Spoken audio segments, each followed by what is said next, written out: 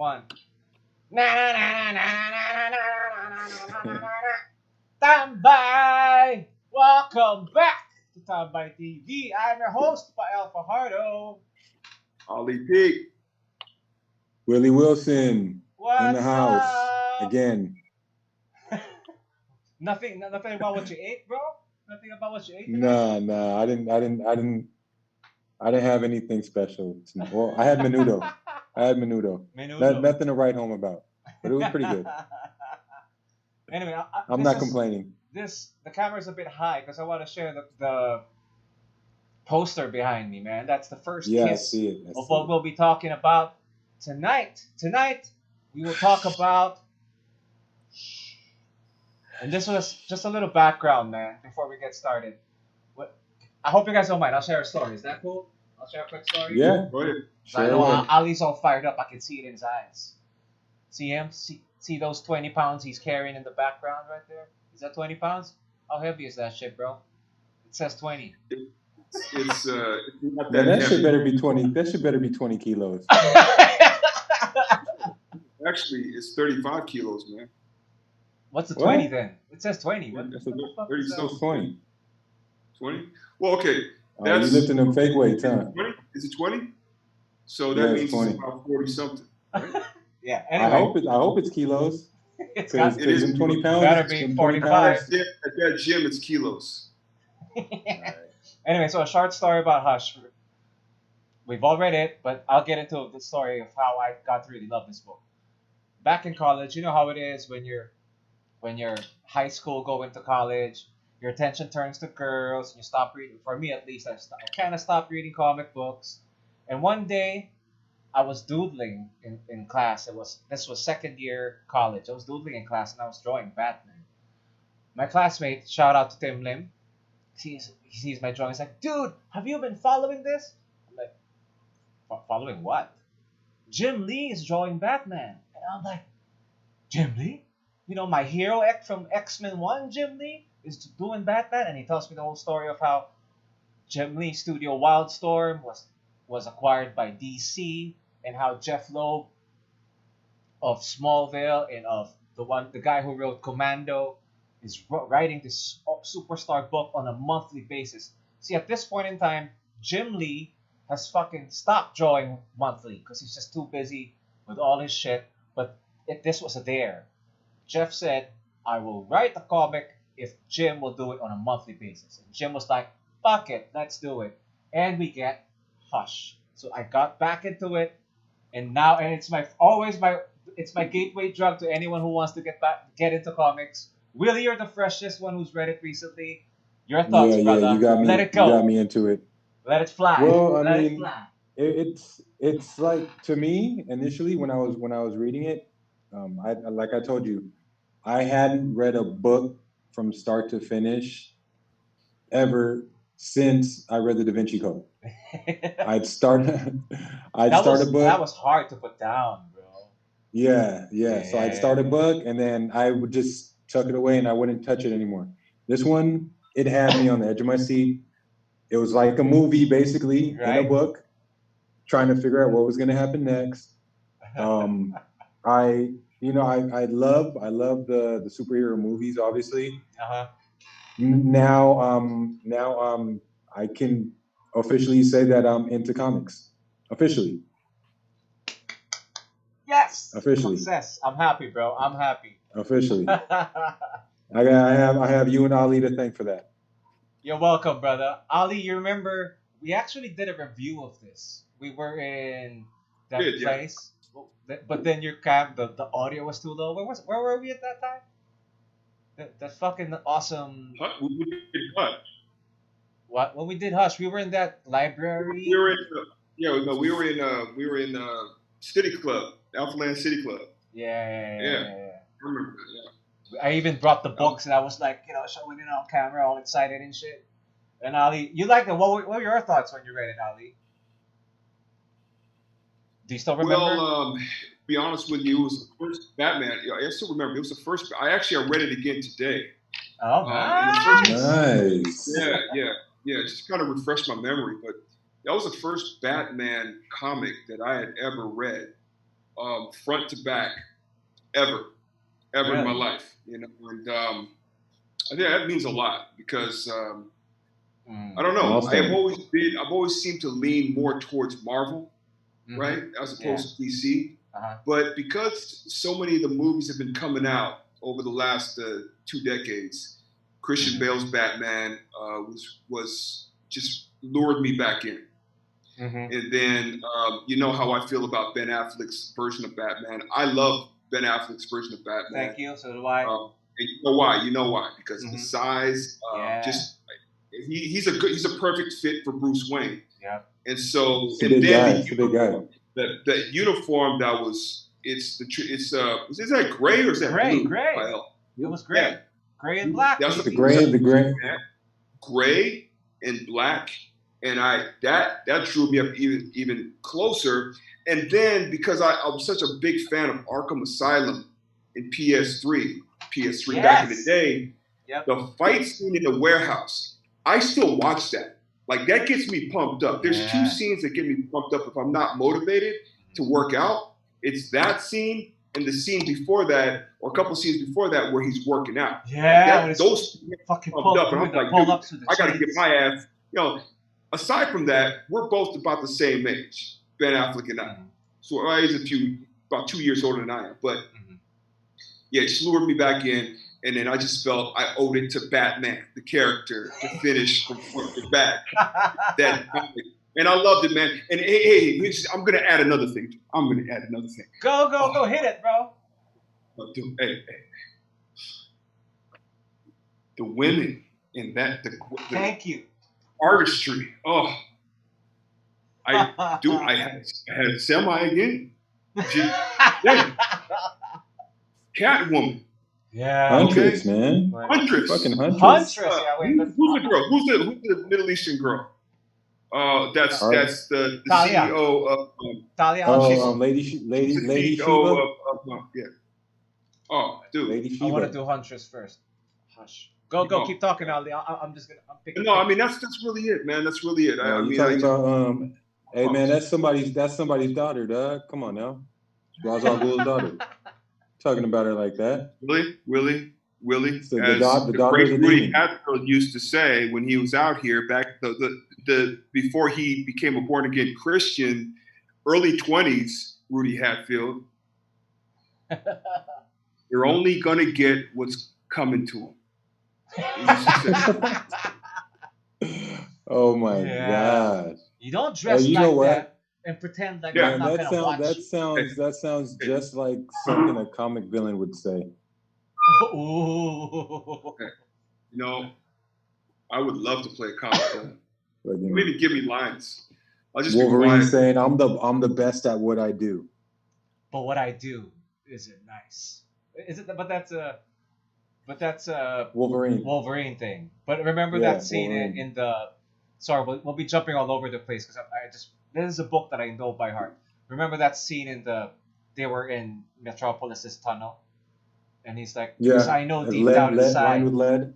Yeah, lined with lead. Because I know deep down inside Clark's a good person. And deep down inside, I'm not. And he puts on the ring, and you're like, God damn, he's ready to kick his ass. And he told Alfred, bring the jewelry. Bring the jewelry. Yeah, you're like, what? Bring the jewelry. What jewelry? Oh man, I'm so hyped about this, man. Did you watch the movie? Did you watch the movie? I didn't get a chance. What? I didn't get a chance to see the movie. You've seen the movie, Ali. No, I didn't get a chance to, man. Have you seen it, Willie? Yeah. Remember the ending, Ali? They changed the ending. You told me that they had changed the ending. They changed a lot of things in the movie from the comic. Yeah. We'll get to a lot of things. They changed characters. Yeah. We'll get to the. I was a little disappointed, honestly speaking, but we'll get there. Gonna get there too. Yeah, but we'll get there. I want to dissect Hush for what it is and why it's so successful. I want to pinpoint why it tickles you. I mean, honestly, right? It was a breeze. You're like, I'm having fun. It did tickle me, man. It made me horny. It more than tickled you. It groped you. Aren't those girls hot? Yeah, they are. Yeah, we're looking at the way he drew. Hey, check this out. Go. You want to share? You share. Go. Yeah, let me share this with you guys. Oh, still not used with the iPad. Fuck. And it Wait, got hold me on. back, bro. It got me back to drawing, and ever since second year Real high quick, school real quick. till I now, got it here. I haven't stopped drawing, man. I'm like, wow, Jim Lee is back with a vengeance. Yo, Willie, what's happening? Yeah, hold on. I'm looking for it over here. Bear with me. This is iPad. That's cool. That's cool. First time. It's your first time. We'll be gentle. Yeah. All right, here. On my way back. On my way back. Zoom. I got my new photos on here. Okay, here you go. Here's one. Here's one for you. So how do I? Okay, there we go. Okay, just right. There you All right, go ahead and zoom in on Boom. Poison Ivy. fucking Poison Ivy. Yeah. Zoom in on Poison Ivy over there. I Oh, love they didn't. Oh, they got Harley Quinn bent over a little bit. Yeah. Here goes another one. And notice how it says Harley Jason Todd in the Quinn. background too. Where's Harley Quinn? Where's Harley Quinn? Do you see the other grave? Here lies who? Here lies Batman. Here lies who? Here lies there. the Bat. Here, I got another one for you. The most perfect Dude, bodies, man. You know what? I had that, and I gave it to fucking Roby after our first podcast. I had that comic book. It's a gatefold cover. There you got Huntress over there. You got fucking Oracle. Yeah, I have that too. AKA Barb, Bab, whatever. Yeah, Barbara Gordon, former Batgirl. And Catwoman. Look at her, man. Look at that. I mean, if a girl can strike that pose, the pose that Catwoman is making right now, right? What would you do? What would you do to that? Scratch me. What would you do to a girl in that pose, just like looking at you in the gym while you're holding those dumbbells?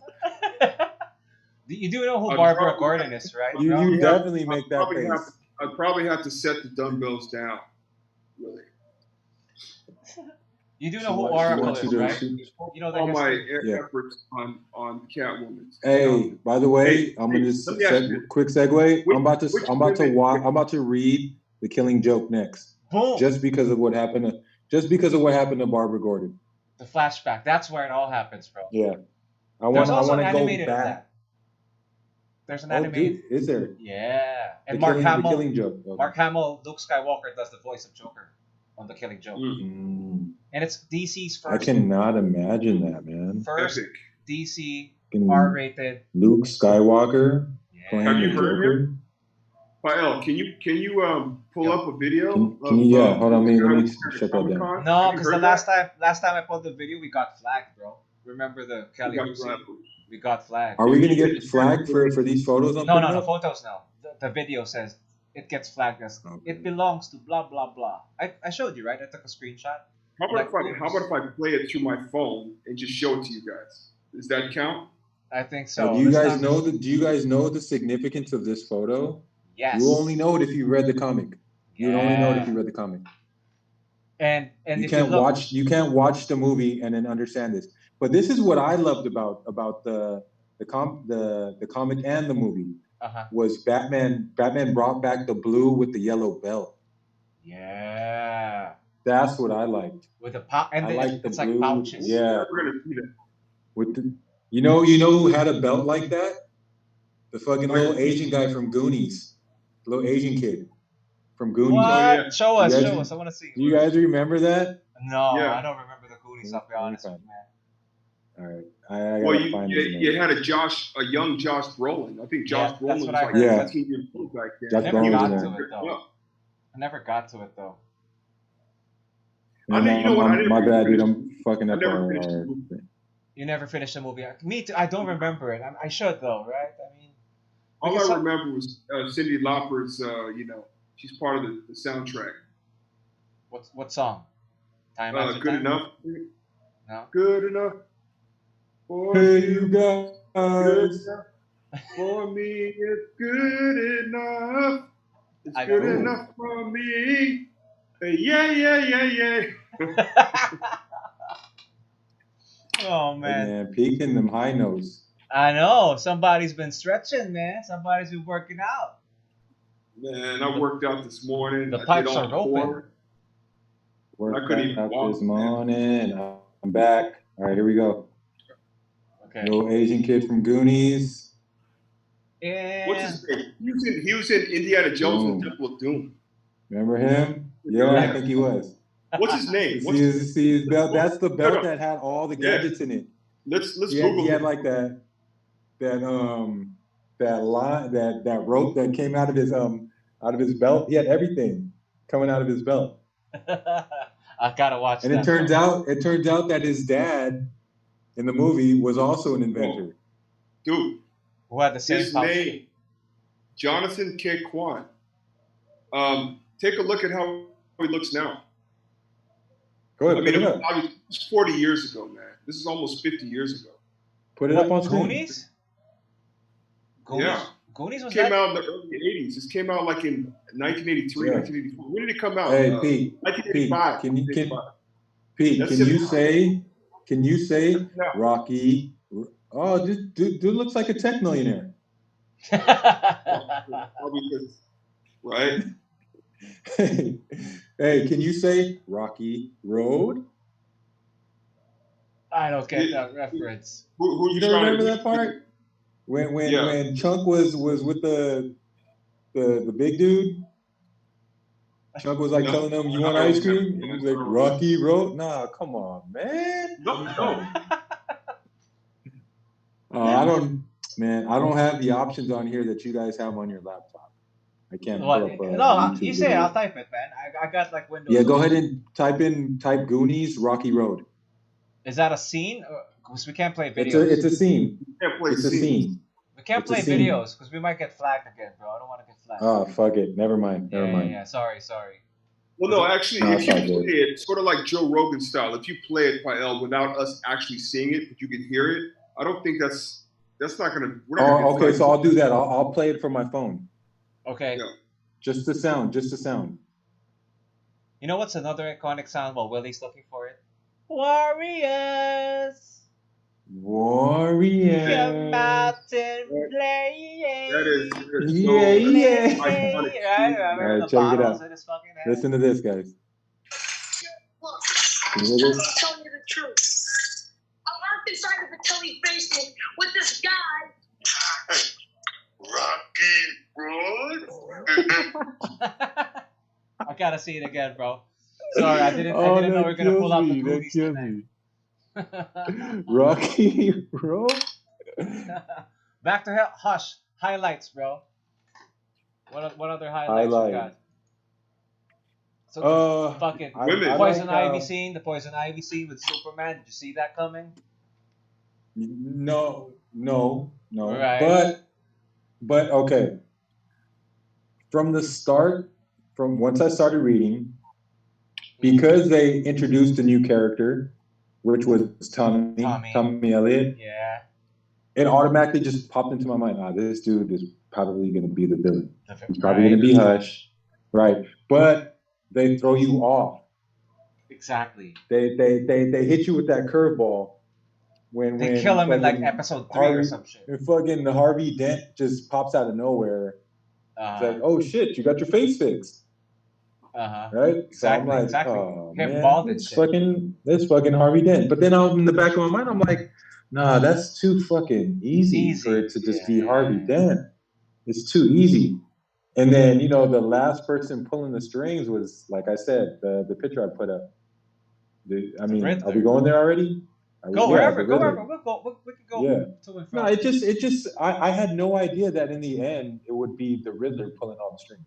And then they used Clayface to fucking to pull everything off, because Clayface can pretty much impersonate anybody. Anyone, exactly. I didn't know that Clayface can fight like that, though. Honestly, I didn't know that he could mimic fighting styles. Because there's different kinds of Clayface. I think in this one it's Boris Karloff, the actor, not Matt Hagen, because the actor is the one who can impersonate people, so he can change his shape. Okay, see, I did that. That's something that I didn't know. That was some Taskmaster type shit right there. And what's also awesome, just go. No, he was imitating Nightwing's fighting style, basically. Yeah. And he And then knew about it had me thinking, like, fuck, was it really fucking Jason Todd? yeah. I was. It just like, boom, has me going here, and then Yeah. boom, has me going here, and then boom, has me going here. But And in you the were- back of my mind, I'm in the back of my mind when Tommy gets shot, I'm like, What? fuck, there goes my theory. Exactly. It's not fucking right? Tommy. But it turns out that it was fucking Clayface. The Clayface. But yeah, go There you ahead. go. And then you think the Joker killed him. You're like, what?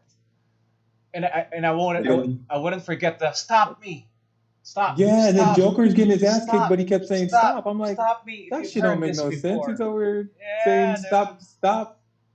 And it was like the blood, and he's But- got his fucking hands on his throat and shit. And you're like, wow. And then Jim For pulls anybody pulls out the card. that for anybody that likes superhero movies, man, I would. Okay, honestly, this opened me up to letting my kids read comics. Cool, bro. This opened me up I hope they get into it. to though. letting my kids read comics. Yeah. Yeah. Because I mean, I'm pretty sure you kill two birds with one stone. You get your kids to actually start reading, yes. and then you get shit to talk about with them. That's what got me started Because into what- reading, honestly. Because what parent doesn't want to have something in common with their kids? Yeah. Exactly. That's the point. Ali, take notes. Because once Dwayne starts, fucking talking and shit and reading, you'll be like, He's already talking. He's already he's talking. I know. But reading, I mean, reading. Is what I mean. Reading? Yeah, I know. Well, right now it's Cookie Monster. Nom nom nom nom nom nom nom. Oh, man. Cookie. Hey, everything See, that this for Cookie. oh, man, Cookie is for me. that's all we're watching. Cookie Monster. Like, See, this for Cookie. Cookie. yeah. I like the one where he eat the compilation of eating all the cookies. I haven't seen that. Snack time. Hey. Like, question remember about- that? I know you saw it because you have kids, right? The one where he's Hey, like, just make sure like- he does like, not eat the way the Cookie Monster eats. cookie. Like they loop it. Cookie. I love cookie. Hey, you remember when those Tickle Me Elmos were popular, and then they had the Tickle Me Cookie Yeah. Monster? I don't Remember remember the those? Cookie Monster. I remember the Elmo goes. The Tickle Me Elmo? Yeah, right. Like what is it? They had say? a Cookie Monster one. Tickle Me me. Elmo. Yeah. Oh, that's They had a fucking Cookie cool. Monster one. Cookie. Tickle my cookie. I don't remember. Man. Tickle my cookie. Whoa. I'm sorry. Anyway, so yeah. Oh, man. Going back to, let's close up on Hush. The cartoon. Okay. Do you remember the cartoon, Ali? You watched it. We were You supposed. know what? I don't recall ever seeing it. You told me, remember the Riddler? They changed the Riddler instead of Tommy. It was the Riddler, and you're like, I didn't like that. Don't remember? Yeah, I gotta watch it again, man. I gotta watch it again. Yeah. I mean, because this was last year. This was early last year. Early last year. Wasn't Yeah, it? yeah. One of the first. No. Yeah, you've been reading comics. You've read The comics, fucking the Riddler is a beast in the movie. right? The fight Yeah. scene. You're like, what? the Yeah, he's such a fuck? fucking wimp, right? The Riddler's such a Yeah. wimp.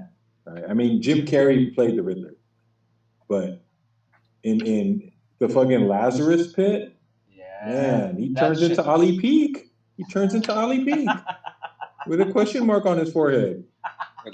He's got. Because they do I explain mean, that. right? Ollie Peak, because we all know that he has rage issues. So, I mean, With rage issues. What do you mean rage issues? Don't get him started again, bro. You Rage get issues. it off. Talking. you get him all worked up, yo. It's so easy to get- You know what it's like, Willie? what? Again, you guys aren't seeing Are what you I'm about to seeing. rage? Are you about to rage right now? I'm not about to rage right now. What I'm saying is, Okay. when you're at the park playing pickup basketball, you're out there, and there's always that dude on the side talking shit.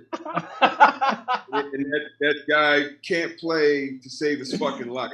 Right? Oh, hold on. That ain't me then. That can't be me then. That can't be me because I can hoop. That's what you guys I can hoop. sounded like when I was trying to figure out the damn. Me? Computer. I wasn't doing anything. It was Willie got- saying. Hey, Pete, man. Hey, leave me out of that shit. I'm the most helpful guy that you Press know. X. Press X. Get a little too Hey. comfortable there. Hey, You, I'm the most helpful guy you know. facial Who taught you how to expressions, fucking download? You kept doing this. Not me. I was just smiling, dude. Willie was like, "What?" Because we could see your cursor. It was like it was there, and you're like, you gotta get way too fucking comfortable here. Hey, hold up. Wait a minute. Wait a minute. Who the fuck taught you how to download? "Oh." Yeah, Say it. After. When you were It doesn't calm. matter. I was calm. I took time. Not you, him. I taught you. No, he was not calm. That's my He's like, point. oh fuck. That's why I got up. That's why I got up. That's Ali, man. You know what? Hey, Pael. Real quick. Go ahead. Pael, you're brave to actually let him play video games with your video game console. Remember, you're allowing him to hold a very expensive piece of machinery. Your controller. Without the controller, no play. With the anger issues, just one throw and hold smash. I was kind of remember this was a Time out. Really? Because I've thrown down many fucking, what do you call those? Controllers? Remote, whatever. See, I knew it. I knew you're a controller. You're a controller smashing motherfucker. Down millions of times, and it's never broken. Okay, I mean, as far as like the controls still work. The only thing that gets loose is the R1. You know what I'm talking about? Like the R1, I R2. know what you're talking about. That's the only thing that gets loose. That thing is very durable because they understand that there's people who are competitive like I am, and that you know. Oh, so you're using the word competitive? Yes, absolutely. Not angry. Angry.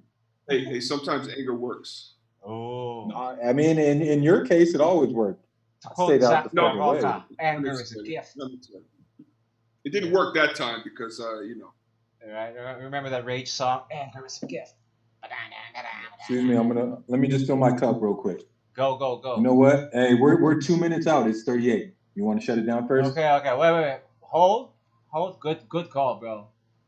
Boss. All right. So wrap it up, Hush. Willie. Want to do it? All right. So back to the comic version. So there was something that's gonna stick with me. I think probably forever. It was a line that Superman said to Batman when he was trying to wrap the case up, kind of like what we're trying to do now with the comic. Okay. He was Batman was like trying to put it all together, and then Superman says to Batman, "You know, Batman, detective work is like trying to find your glasses. You know, it's always in the last place that you look. Yeah. Because when you find it, you stop looking. That's gonna stick with me for forever. And then, you know, throughout the whole book, I kept telling myself, "Is Catwoman part of this? Is Catwoman part of this?" You're getting paranoid. And then at the very end, so they're on the rooftop. You know, they're like, "Yeah, we solved the case." They're getting all cozy. You know, they're like, I'm like, are they finally gonna be together? But true enough, in fucking Dark Knight fashion, Batman can't be with anybody, and she just had to say one last word. She had to say it. She just had to fucking say it. And it had to be fucking Hush. And Batman's like, "Why did you say that?" And then he fucking the detective comes out and, "Why'd you say that? Why'd you fucking say that?" And I'm just like, man. No, it's like the love story. So all right, now which brings me to my question: what do you guys fucking think? Was she part of it? No. Or is he just being anal? I think he's being anal. But after all he's been through, bro. But yeah, exactly. Conspiracy guy. Was she part of it? The guy's been through a lot, man. All that trauma. The fucking fractured his skull. His skull fucking opened up. Yeah. in the perfect fucking place too to get him all crazy. Yeah, all because of her. All because of her. No, she was under a poison ivy spell. It wasn't because Oh of yeah, her. yeah, Fuck, the way yeah. they drew Well, Poison Ivy in fucking cartoon was he awesome. didn't know that. He didn't know that yet. He didn't know that yet. Okay, so Pete, answer the question. Was he just overanalyzing shit, or Yeah, overanalyzing. Overanalyzing. okay? Being the anal I mean, it's a, flexer. it's a, I mean, it's but a nice, of all the it's a words nice to little say, she addition could, at the end. yeah, she could You have know, just I easily mean, been like, she could have said shh, not hush. yeah, She could have just yeah. been shh or be quiet or just put her What's finger on your his take, mouth, Willie? just like You know what it reminds me of? It reminds me of Basic Instinct. The one of very those right last. there. It reminds me of Basic Instinct. The very last scene. You remember that, you Yeah, guys? yeah, yeah, yeah. Of Sharon course I remember Stone.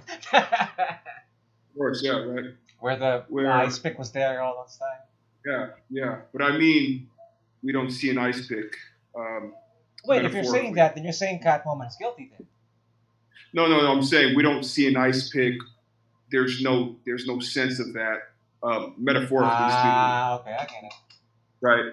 I really agree with you, Pael. I just think that it's the story of Bruce Wayne, Batman's life. I mean, he's the type of Destined to be life the alone. guy lives that he has to be like that. Otherwise, he might die. He might get killed. You know, It's gonna be him and Alfred. it's his curse. You know. His fucking mechanic dies, man. Yeah. Fuck it. Wait, my question is, you didn't answer your own question, Willie. What do you think? You think she's part of it? I want to think that she is. Oh. Tigers can't change. Tigers can't change their stripes. Ah. I'm more on because I'm like more of the hopeless He's romantic. damn cliche. Because you know what, the whole concept of that book is the everyone's being manipulated by the Riddler. Everyone. So that means that everyone's part of it.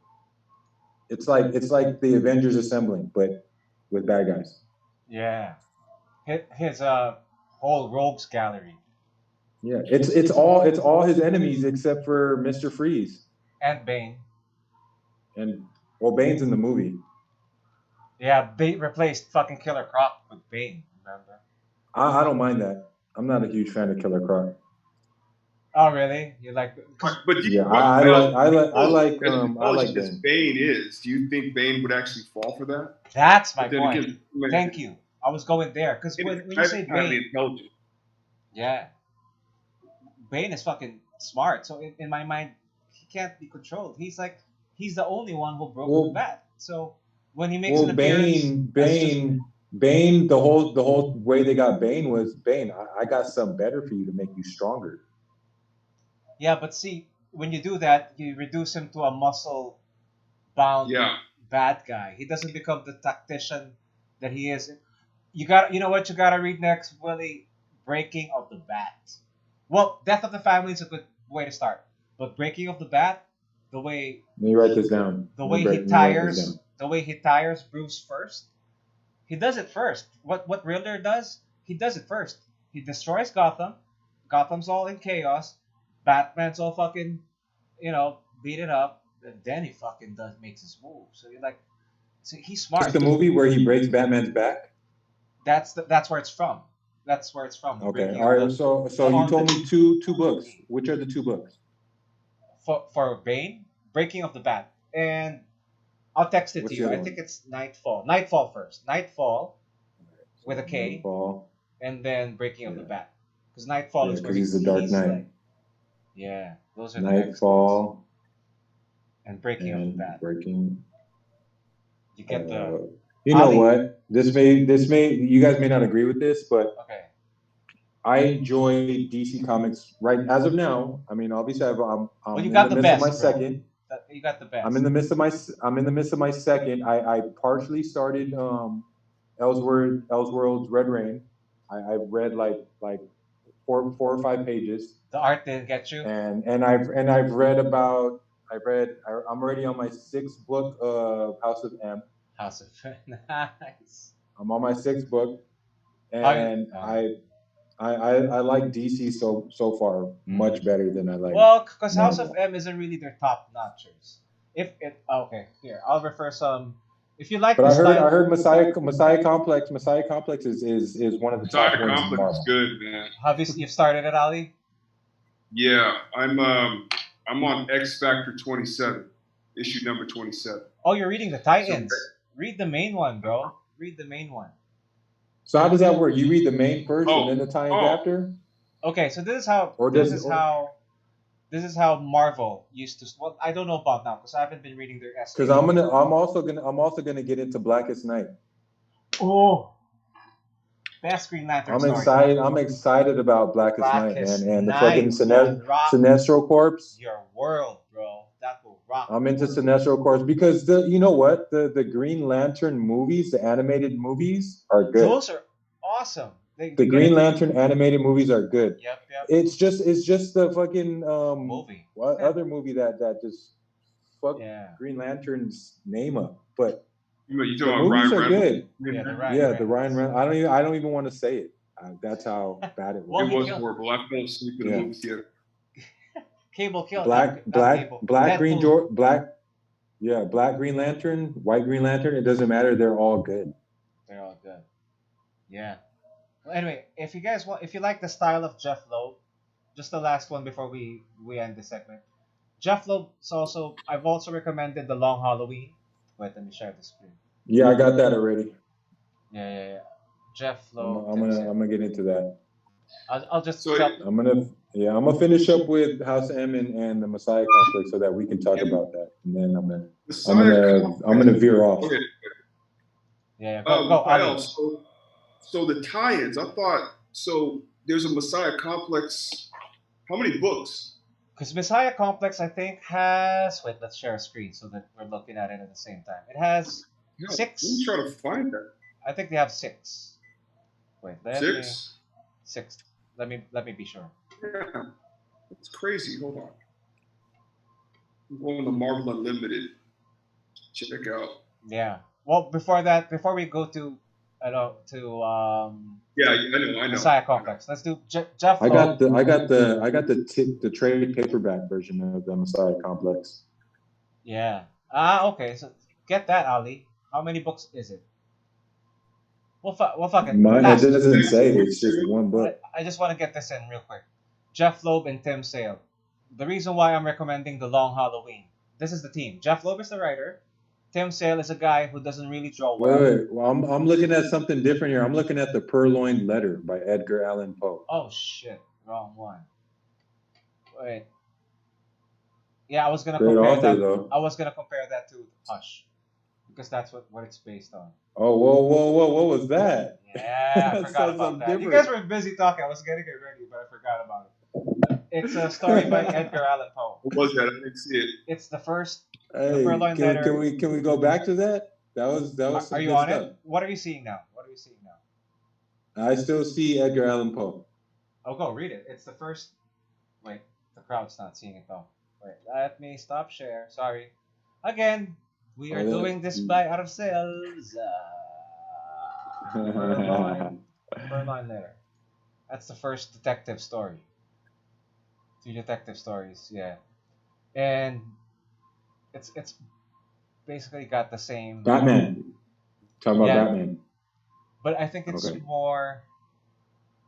No, this one's more Gotham by Gaslight.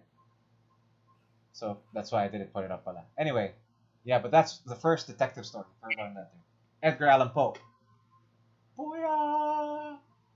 Nice. Anyway. Last one. Sorry, I really want to get into Jeff Loeb and Tim Sale. Why? Because the new movie is gonna be based on the Long Halloween. So if you want to have a taste for what the new movies. You talking about the Twilight version? Well, I hate to admit it, but we got no choice. They picked him, so I'll take it on faith. I just hope they don't fucking bedazzle his costume, the bat suit. Your screen sharing is paused. You know, because he was like shiny in Twilight. Yeah. Well, anyway, that dude. The Long Halloween is, you know how Hush has a villain of the month type thing. Stop scratching your neck, bro. It looks like you're jerking off your neck. No, I fucking I was doing shrugs. Shit's all sore all through here. Yeah, fuck it. Let's close Hush. Read it. Fucking awesome. Let's get to the next one, Ali. Because Ali's falling asleep. I want to perk him up. Oh, good, man. No, I on, wanted to ask a question. So we're gonna, Willie, what do you give Hush? Did you ask that question already? I give it a 10. I give the comic a 10. I give the movie a 9. Oh, still high. Okay.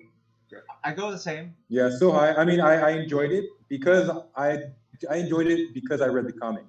It would have been a 10, but I drop it down to a 9 because I like the comic better. And if we're grading out of a 10, I still enjoyed the movie. So now you get it when people say, I always like the book better. Because with the book, it makes your imagination fucking work for you, right? So you automatically put it. And I caught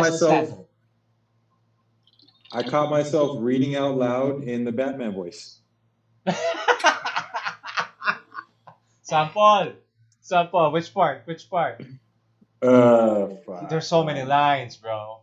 There's so many lines. Like I can't. Deep down inside, I'm not. I can't. How would you do the Batman? Let me Go. I think it was the part where Nightwing was telling him to show his face to Catwoman. They were in the car talking. They were in the Batmobile. Yeah. And then Batman tells him, "You're right. It's none of your business." Yeah, there you go. I love that scene too. They kind of got that in the cartoon too, right? That scene. I'm like, they cut that pretty faithfully. I liked it. You're Just right. the way they did the I'm style right? chimney. It's none of your business. You know what though? You know what I liked about the movie is that they veered off from the comic, but they brought in Batman's son, Instead Damian, of Tim Drake. instead of Tim Drake. Yeah. 'Cause there was a part that was Tim Drake. Was it Tim Drake? Yeah. Yeah. It In the was, comic. right? In the comic you had all three Robins. You had all three Robins. All three Robins. Obviously one was already Nightwing. Nightwing. Then you had Jason Todd, who was dead but came back as Clayface. Yeah, it was a fake out. And then you had the fake fight between Catwoman and the Harley. the new one. The Huntress. The little bird. Huntress. No. The little bird. Who was Catwoman calling the little bird? Which one's a little bird again? It's the latest Robin. What's his name? Yeah. Wait, the son or the one Drake. are we talking about? Yeah. Catwoman kept calling Tim Drake little bird. Yeah. That you know what that kept on making me think about. Did they like hook up before? Sliding down the back. Only Filipinos will get that. Only Filipinos will get that. Low blow, motherfucker. No, only Filipinos You because guys only lazy. Filipinos call it the fucking That's bird. what I heard. You guys with big pieces are lazy. Anyway. Nah, see, hey. Only because Filipinos only call it the bird. No other nationalities call it bird. That's true. You call it a That's dick. why. It had nothing to do with size. Or wiener. Nah, I never heard a Filipino call it a wiener. That's true. No, I'm saying bird. Those are different terms that other countries use. Yeah. Wash your bird. Wash your bird. Wash your bird. When I was little. Wash your hands. You touch your bird. My mom. What? Right? You touch your bird. Wash your hands. You know how when you're in the mall? Ali, you touch your bird. Don't touch your face. I'd like to talk about Last Dance. There you go. Willie's all up in your ass. Switch it, Ali. Let's talk about Last Dance real quick. All right. Last Dance, Come over here guys. sweating. Chicago Bulls 1997-1998 season. Unbelievable how Michael Jordan, the Chicago Bulls, and the Chicago Bulls organization allowed a camera crew, a team, to come in there and film the entire season. Yeah. Pretty amazing. Now, 20 plus years later, or 20 years later, it's, or 22 years later, it is now a docu-series on social media. if you scroll, you're gonna find someone commenting on it, giving their own opinions of who's the greatest: Michael Jordan, Kobe Bryant, LeBron James. Who's the greatest? Tired of that shit. But who's the greatest? Who's the greatest? Michael Jordan. Over Kareem? Not like the way he changed the game. I'll tell you what.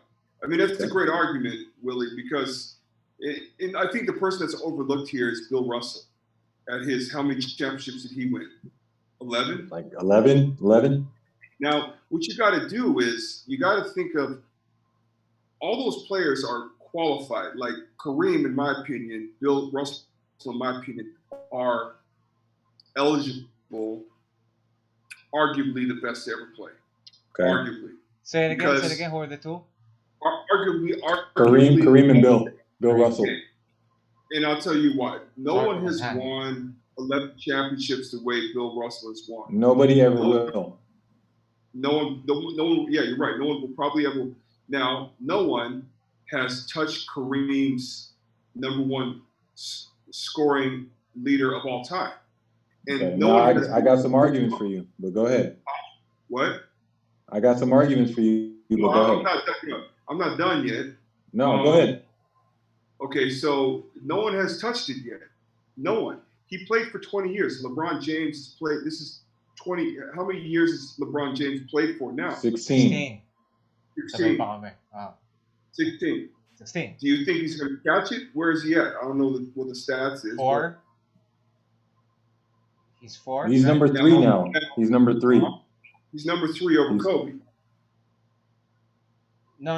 Okay. Are we talking about rings? What are we talking about? Like placing? No, points. We're talking about points. Now, hasn't he beat Kobe yet? Yeah, he passed Kobe already. He passed Kobe already. That's what I'm saying. Yeah, so he's number 3 now. Kobe's number 4. Yeah. Malone is number 2. Malone is number 2. I didn't know that. Number 2. Yeah, the mailman. No, I know who Malone is, but that fucking mid-range jumper, man. Yeah, unstoppable. The Kareem. Okay, go ahead, Pete. I don't think anybody's going to touch Kareem's record. Is Kareem number 1? Okay. He's number 1. Been number 1 since he's been number 1 since he retired, which was 1989. Are you done? I got some stuff for you. No, I'm not finished yet. You got to look in the context of these guys changed the game on so many different levels, and a pop culture that has transcended generations. People are still buying Michael Jordan sneakers and apparel that weren't even born back in 1984. You got kids that have never seen Michael Jordan play ever, but yet they're still buying Michael Jordan shoes. They're still buying Michael Jordan apparel. And that's part of it. That's part of it. That's why I say Michael Jordan is the greatest of all time, because not only did he change the game, change the way the game is played, he took the game to a completely different level.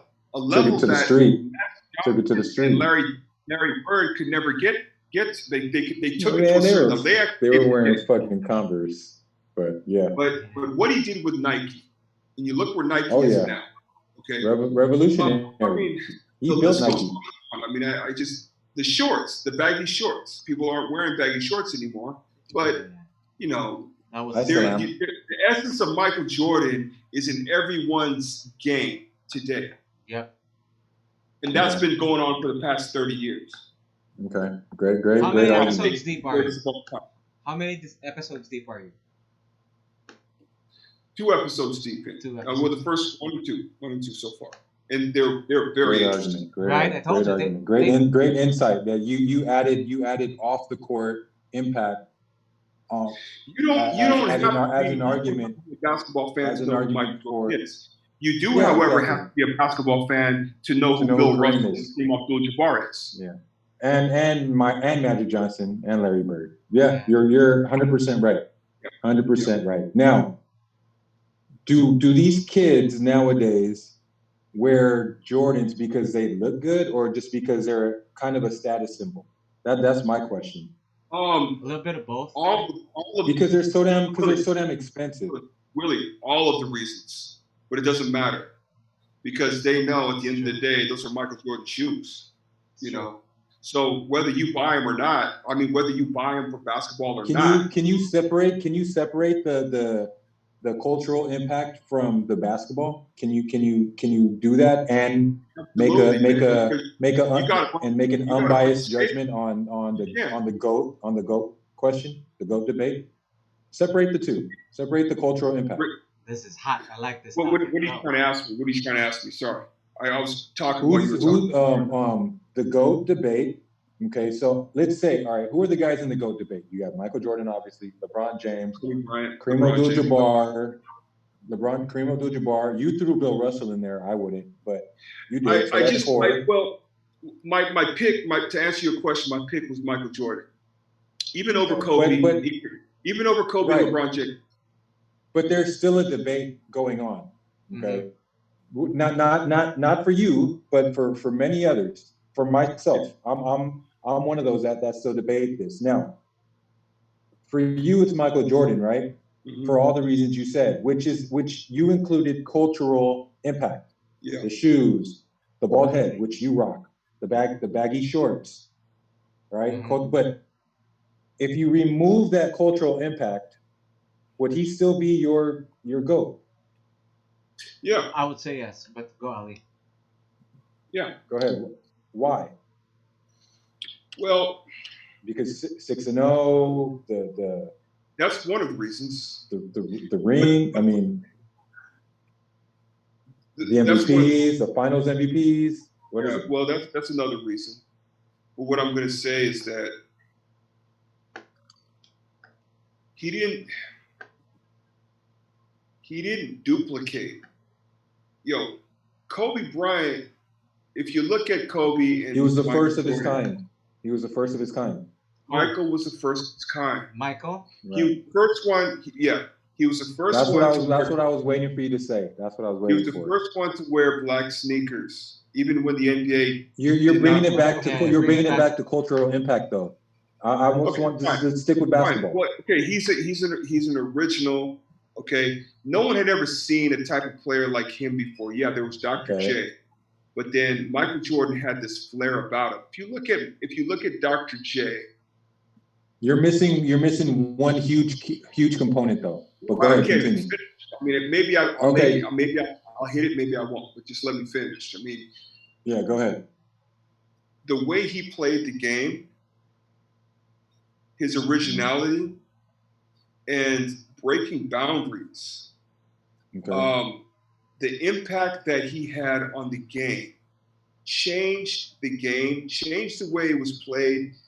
Okay, you're almost there. You're almost there. Changed everything. Changed everything. You can't say the same thing about Kobe Bryant, really. You can't. You certainly can't say the same thing about LeBron James. I don't think you can, because when I saw LeBron James, it wasn't. Hold up, man. Hold up. I got to stop everything that I'm doing. He's a great player, but I don't feel that way. Maybe it's because I'm from a different generation. I felt the same way with Kobe Bryant. Michael Jordan, people have to stop and fucking whatever the hell they're doing just to see what this guy's going to do next. Dynamic. Okay. So those are my reasons. Those are my reasons. Okay. So I agree with everything that you said, and you were almost there about changing the game. Now let's go back to the 80s and the 90s. Okay. What did teams usually do when they wanted to build their team? What position did they look for first? Guard. I don't know. No. I mean, back then, 80s and 90s. Back then, 80s, it was you built inside. You built inside. It was the point guard and the center. But traditionally, you always look for the big man, which is why Sam Bowie was, drafted ahead of Michael Jordan, because he's the 7-foot center, and which is why traditionally Hakeem was first draft pick. not Michael. Yes, Michael. yes. Also was the fact that they had Clyde Drexler there, and Clyde and Michael played the same type of game or the same position. Yeah, that's another argument. But then, but you would have never, also, you could not tell. You just at that point, you couldn't tell who was going to, you know, the better pro. If you really think about it, okay, how many number one picks outside of maybe Magic Johnson, Larry Bird for that matter? Keep in mind, Larry Bird was drafted a year before Magic decided to come out for the NBA draft. Okay, right. 79. Kareem Abdul-Jabbar.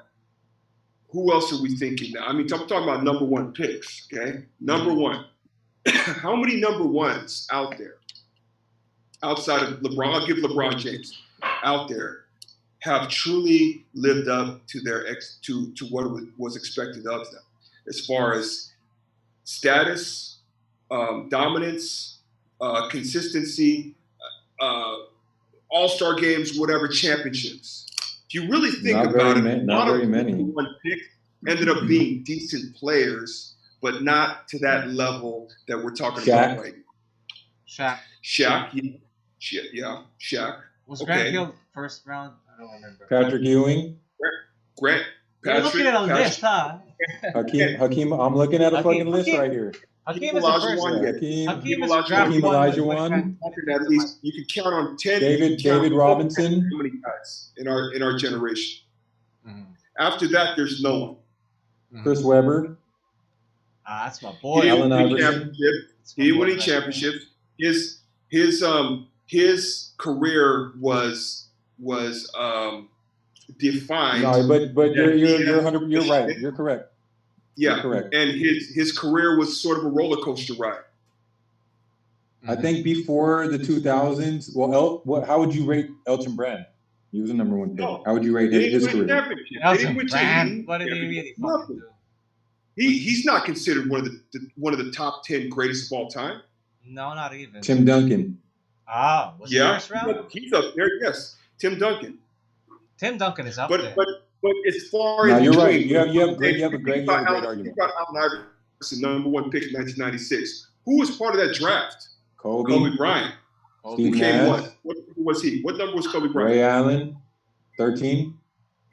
Okay, most of the guys that 13th pick in the first round. A lot of the guys that end up excelling, okay, are the guys that sort of fly under the radar, right? Because they have what on their shoulder. Dwayne Wade. What number did Dwayne Wade go in that draft, the 2014? He was part of that same draft as number LeBron 5. James. He went number 5. Can I insert a question that's current? Yeah. Since we're talking about first round draft picks and performance, what are your thoughts on our boy Zion Williamson? You guys a fan? Zion Williamson. I'm a fan. I just don't think he's gonna be able to do it for a long time. Because of how fucking high he jumps and shit. Because we saw the same thing with Bo Jackson. He was just too strong for his body. Too explosive. Why'd you go to Bo Jackson for his body. Bo Jackson. Because that's what happened with Bo Jackson was the freak. Oh my God! Dude. So for somebody to be that big, so Bo Jackson was one of the first two sport athletes. I know, but that's why I'm American sports you rarely see athletes do two sports. So. He played a sport that's more physically demanding. I understand. Yeah, he played football. Hold on. Well, let me stop you right there. Physically gifted, yes. He had a freak accident, so it was different from Zion, where Zion is more of a progressive. What happened to Bo Jackson was he got tackled, he got dragged down, and his hip popped out of the socket. Okay. So is that a freak accident? That's a freak accident. If he didn't have that accident, God knows where his career would have gone. With Zion Williamson, that's more of a progressive thing. He's 280 pounds. He's actually 6'7", which is an undersized power forward. He is taking a lot of punishment underneath the basket. Yes, it looks awesome that he's dunking over everybody. But you know who he reminds me of a lot of? That power. He reminds me of Larry Charles Johnson. Barkley. With the way he dunks on him. Who? Okay, I thought you were gonna I say mean Larry more Johnson. than Larry Johnson. I went Larry More, also. but you no. If you look at, they Grandmama, look like each Betty. other. But I'm saying, if you look at the explosiveness of a young Charles Barkley at his size, Oh, yeah. it's yeah, very yeah, similar yeah. to Oh, that yeah. of Brian Williams. That's a good Very comparison. similar. People forget about In terms that. of People brute forget about strength. that Philadelphia Charles Barkley, man. The Yeah. Philly Charles Barkley. Really, Charles, that's what I'm talking about. He'll Vince fucking Charles. he'll dunk on you while he eats your lunch Yeah. all at the same time. Vin Chuck. All at the Literally. same time. Literally. But All right, let me go ahead. We're getting off track. Let me go back to this GOAT argument real quick, just to wrap it up. Go. I do agree with you that Michael Jordan is the GOAT. Okay, number one, he changed the game, and I'm not speaking of cultural impact, just purely on basketball. He changed the game at a time where teams were trying to build from the inside out. You know, start with your dominant big man. He changed the game. He was the guard that won a championship. He was in a tougher conference at that time, which was the East. They built the team around him. He was 6-0 in the finals. He won Defensive Player of the Year, which is an amazing feat in and of itself. He won his championships when the league was already expanded. He won his championships when there was a salary cap. So for all these instances and many, many more that I can't just name off the top of my head, he's the GOAT. But is he hands down the GOAT? And there is no argument for anybody else. No. Against LeBron James, yes. Against LeBron James, yes. No argument. Against Kareem Abdul-Jabbar, no. Kareem Abdul-Jabbar, I think he won against tougher competition. Playing against those Celtics teams, much tougher competition. He had to go through. You guys don't remember this, but the Twin Towers of the Houston Rockets. Of course. A young Hakeem Olajuwon with a 7'4" Ralph Sampson. Yeah. Do you remember that? Of course, but that was 2 years, right? Yeah. Of course. Yeah. So those greatest of all time Celtics teams. The argument is that, like, when I bring up Kareem Abdul-Jabbar, especially to the younger generations, they're like, hell no. I'm like, why not? The dude has won 6 championships. Look at the numbers. He has more MVP championships than Michael Jordan. If you look at his stats, okay, this is an interesting stat. More All-Star game appearances? Yes. When he was in his second year in the Milwaukee Bucks, okay, you look at his stats back then, 28 points a game, 28, and then you fast forward to from 21, 22 years old, you fast forward to 1985. Just say when he had a fro and then 38 years old, 38-year-old Kareem. You compare the stats. Averaging 25. I don't know how long that stretch is. Almost identical points, rebounds, block shots. So I would say if you're going to say who can match Michael Jordan in terms of being the greatest of all time, it's Kareem. It's got to be Kareem. But listen, no one else. My whole point with Kareem, Michael Jordan, and Bill Russell. The reason why I picked Bill Russell, he changed the game. Too. That's true. He was blocking shots. He can dribble. Okay. I mean, you look. People back then thought that blocking shots was disrespectful. But Bill Russell played in an era when there was only like 8 teams. So I mean, I'm not discounting. But what I'm saying, Willie, no. Block shots. We're talking about block shots. Yeah, Bill Russell was the one that made it an art form. Yeah. So in that aspect of changing the game, what? In that aspect of changing the game, I totally agree with you. Yeah. But I mean, nothing compares to Michael Jordan. When you think about, Kareem Abdul-Jabbar, first year at UCLA, you know the story. As a freshman at UCLA, all freshman basketball players were put on the freshman team. The following year, they're eligible for the varsity team. So the freshman team, with Kareem Abdul-Jabbar on that team, played the varsity team. They whooped their ass. So you had UCLA, who was number 1 ranked in the country, but they were ranked number 2 on campus. You You understand? know, Yeah. Kareem, greatest college basketball player of all time. They outlawed the dunk because of Kareem. That's what I mean by the impact, Yeah. changing the game. So wait, are you You for know, did Mike you or know for that Kareem? Kareem's career blocks per game average is 3.7? Which is unbelievable if you Do you think know about that it. Kareem is first among centers in assists per game? Wow. He was a I very, mean, these very are all Imagine. smart. things that these are all reasons why I'm like, man, Kareem might be able to be Yes, the GOAT. I've been arguing that for like my entire PBA career, man. Like a lot of young guys, because they're all wrapped up into part of it is the cultural part. Yeah. You know that. Now the reason why I say Mike overall, which is why in the end it's got to be Mike after everything that I said, and it's I can't remove this. It's biased. It's biased because I grew up watching Mike. Yeah. Exactly. Well, That's I right. didn't grow up watching Kareem. I grew So up everything watching I'm basing this off is I saw Kareem at the tail end of his career, but it was already Yeah. Magic's team. It was already Magic's team. Kareem was still getting his numbers. He was still getting his numbers, but I saw the rocking chair. I saw the rocking chair on TV live. He Yeah, averaged I saw 13 points per game his last year. Yeah, no, I totally agree, but we all know whose team it was already. We already know whose team it was. But every time Mike played, all the way up until his last season, we knew whose team that was.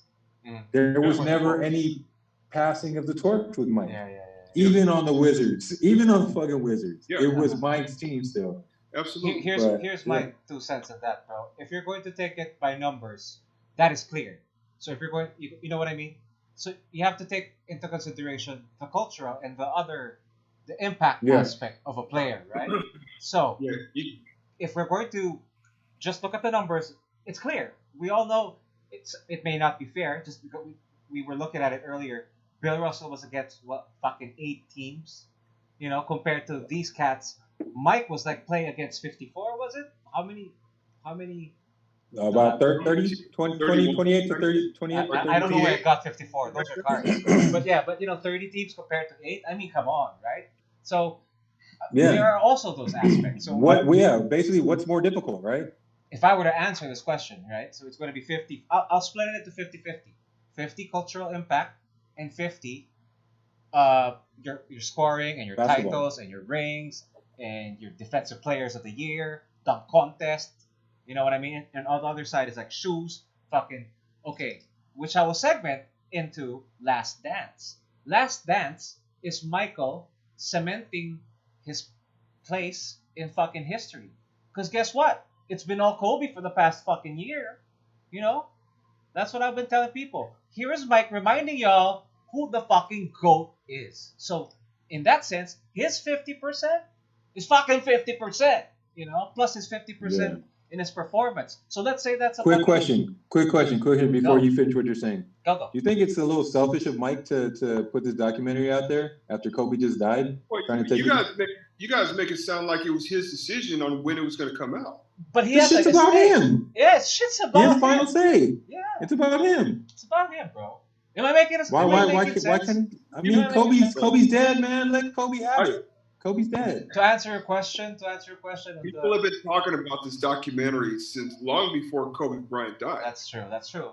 But is it answer the question. Is it a timely? The Kobe versus Mike?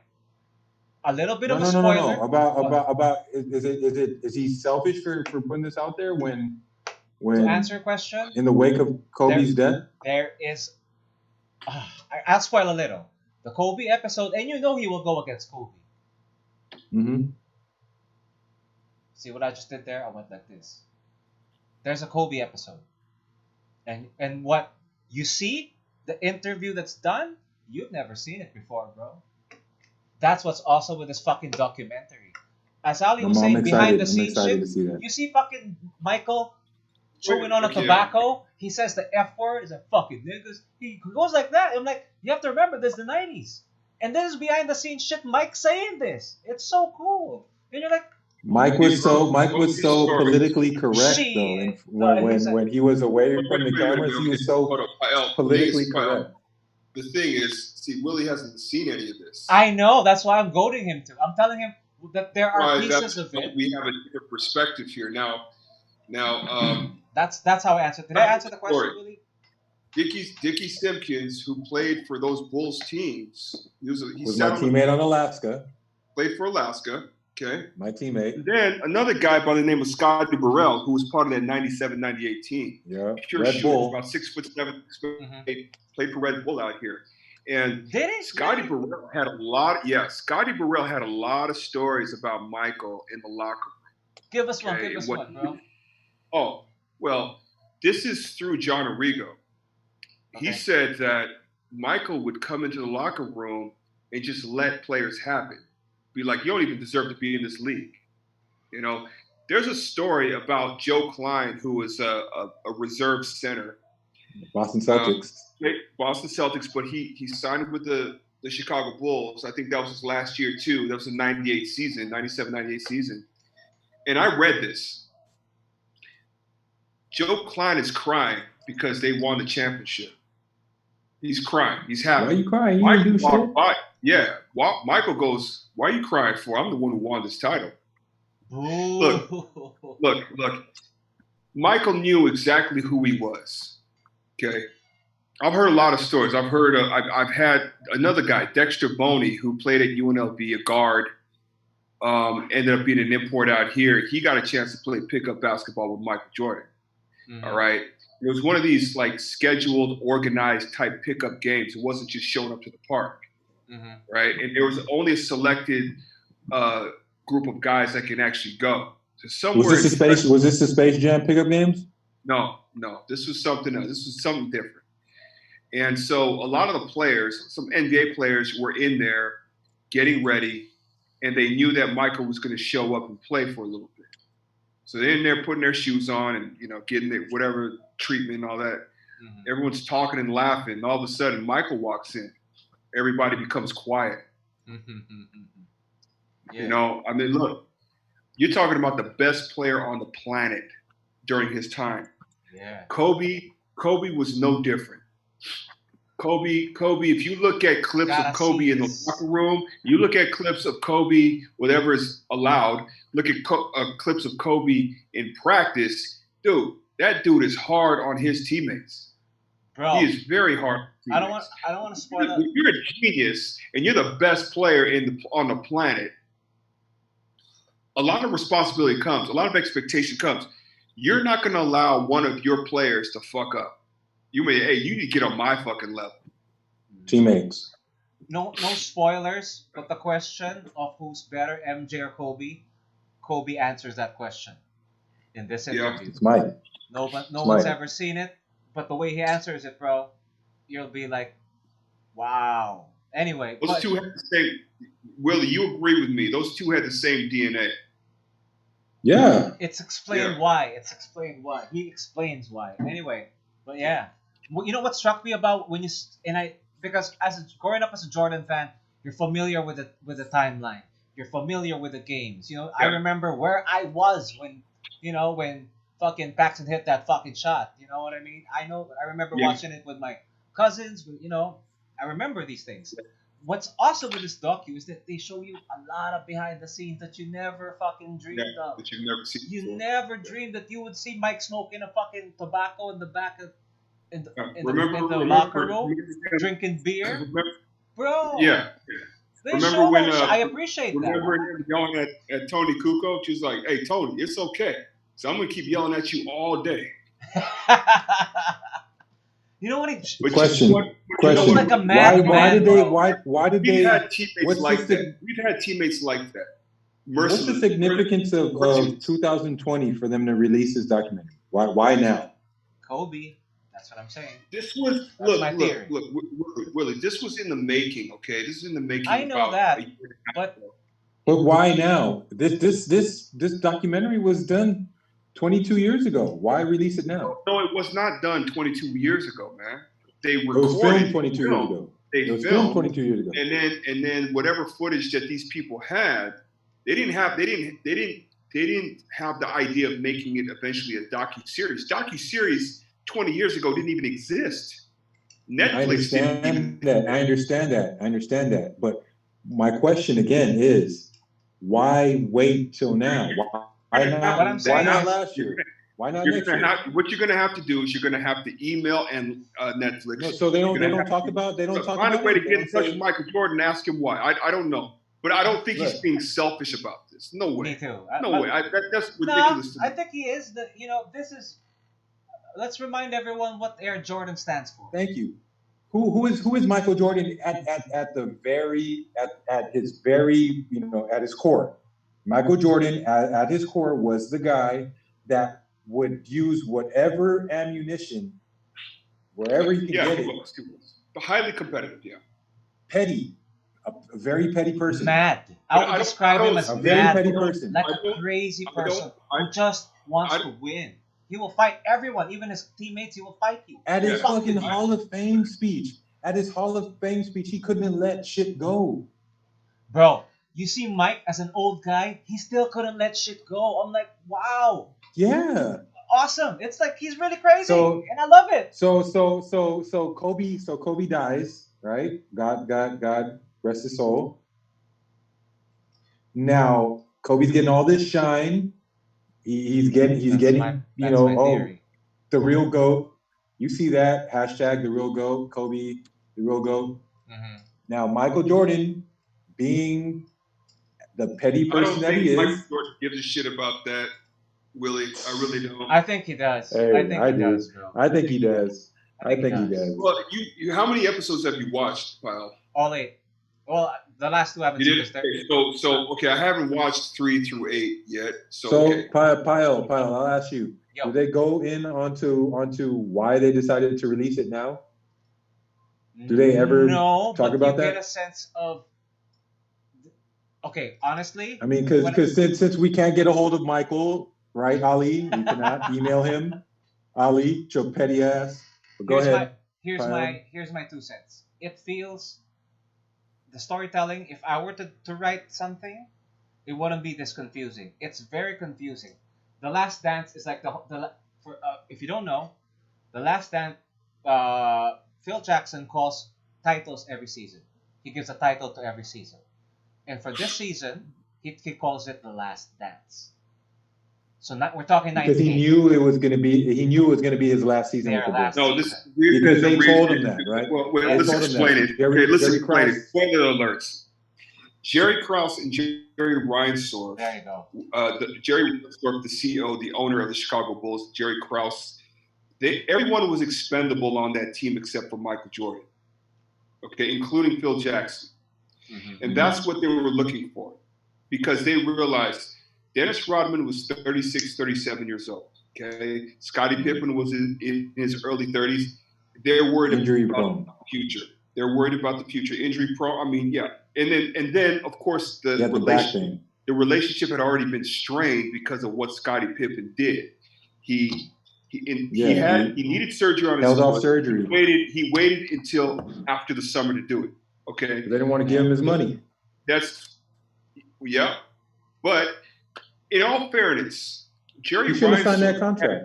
shouldn't have signed that contract. There you go. But then, you and I can identify with this because when you're young, gregarious, arrogant, confident in your ability to play, you want that long-term contract. You want to be locked in for the next 5 to 7 years because you're looking for security so you can take care of you and your family. That's where his mindset was back then. Which is why he signed that contract. That's why I'm mad he at signed his that agent. contract. Yeah. But you got to understand, though, 2 million. Yeah, I know. I would be pissed off at that agent. 2 million, 3 million back in the early 90s was a lot of money. Michael Jordan is Michael Jordan. He's talking about the best player on the planet. Okay. But there are so many different moving parts in those first 2 episodes. Management. See, that's why. Management. That's my Yeah, point. Okay. Go ahead. Management, the issues with management, and Willie, you know this, okay? There's always seems, no matter how good things go, and you've been on championship teams, right? No matter how good things go, it's always the fucking general manager that seems to be fucking everything up. He's not being honest about what the owner said, and he's not being honest about what the player and the coach said. And that shit has happened to me so many times, to the point that I just said, I'm 38 years old. The hell with this. I'm just going to bypass the general manager. I'm so sick and tired of the message not getting there, because what he is essentially trying to do is impress the boss by lowballing the players to save the company money, which is bullshit. And the irony of all this is most of the time that general manager has never played the sport ever in his life. Neither has the CEO. Yeah. What the hell do these guys know? So there were a lot of things that really hit home for me. I'm like, damn, I know exactly at that stage of his life, of Scottie Pippen's life, I know exactly how that dude feels. Because after every year that we won a championship, I come in there, my agent comes in there trying to ask for more money, they're lowballing. Yeah. It's like you don't even want to go. You don't even show up to practice. You're like, man, fuck these guys. What do I want to show up to practice for? But the only reason why you're showing up to practice, for me personally, guys like Jason, guys like Jimmy, guys like Harvey, guys like Kelly Williams, JD, all those guys, I didn't want to let them down. You know what I mean? Because I know that we had something good here. Yeah. But yeah, totally identifiable. Coming from a corporate background, I was amazed to see that this kind of bullshit politics is very also similar, present. right? It's the same. Like a boss wants to save money, cut on your fucking increase for the year because hit on your performance, even though you performed. I'm like, wow, even Mike went through the shit. I was telling my dad. I'm like, even Mike. That's what it is, man. Yeah. When as a basketball player, Peak, and you'll agree with this. Yeah. When you're negotiating your contract, they're going to tell you everything you can't do. Yeah. They're going to tell you everything you didn't do. Yeah. They're going to tell everything that you won't do. Yeah. So that they can go low appraisal with your salary. Yeah. Now, as a basketball player, and for you, Pael, as a corporate person. Yeah. And now you're doing other things aside, away from corporate. When you're negotiating your deals for writing scripts and all of this, they're gonna try to tell you everything that's not in that script, everything that everything that you're incapable of doing, everything, all your shortcomings. It's up to you not to take it personally. Do not take it personally. Do not rage. Do not get offended. Because it's a business, man. Now, as much as you wanna think that, and me and Ali can attest to this, we were on a team that preached family. There's no fucking family in basketball, man. The only family that exists. The only family. There may be. Honestly, I haven't experienced. No, Willie. I haven't. Let me reinforce your point. The only family that exists is between you and the other guys, because you guys are the ones in the trenches. You don't even exist. That family doesn't even extend to the coaching staff. Even with the players though. Even with the players. Really? Because at the end of the day, on the court, yes, that there's family there. But when it comes to, am I gonna take a pay cut?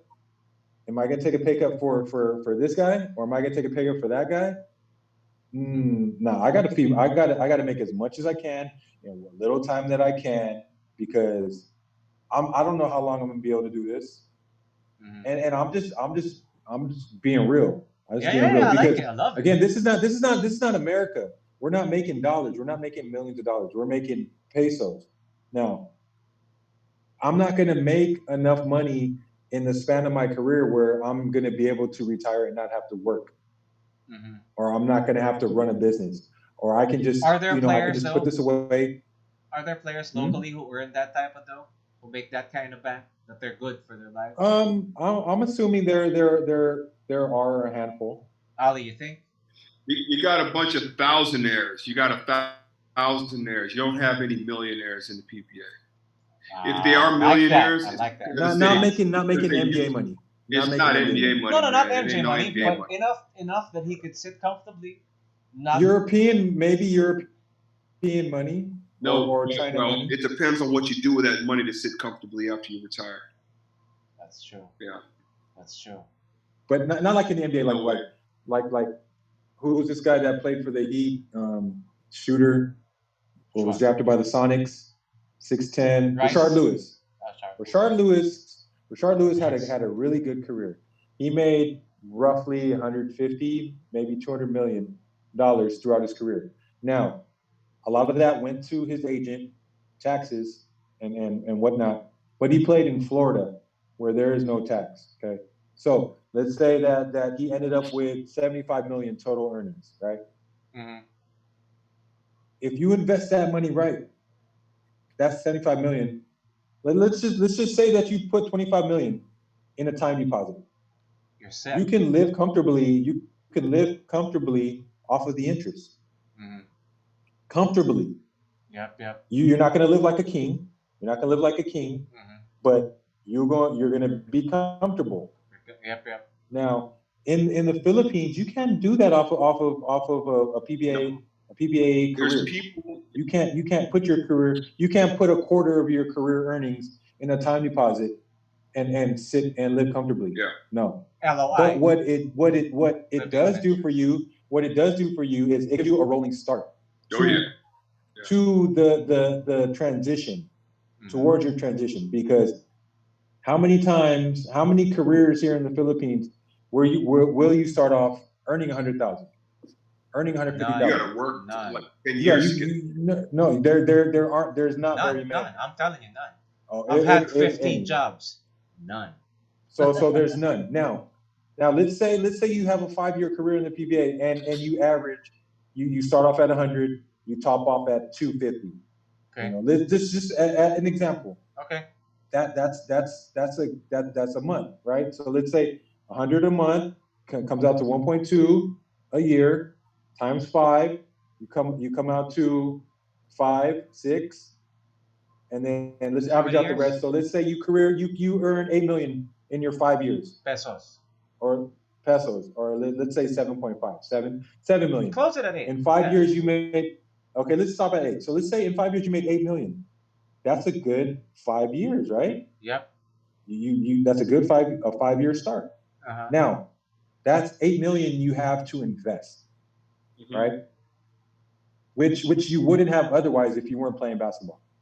Now it's your fault if you don't make that money work for you.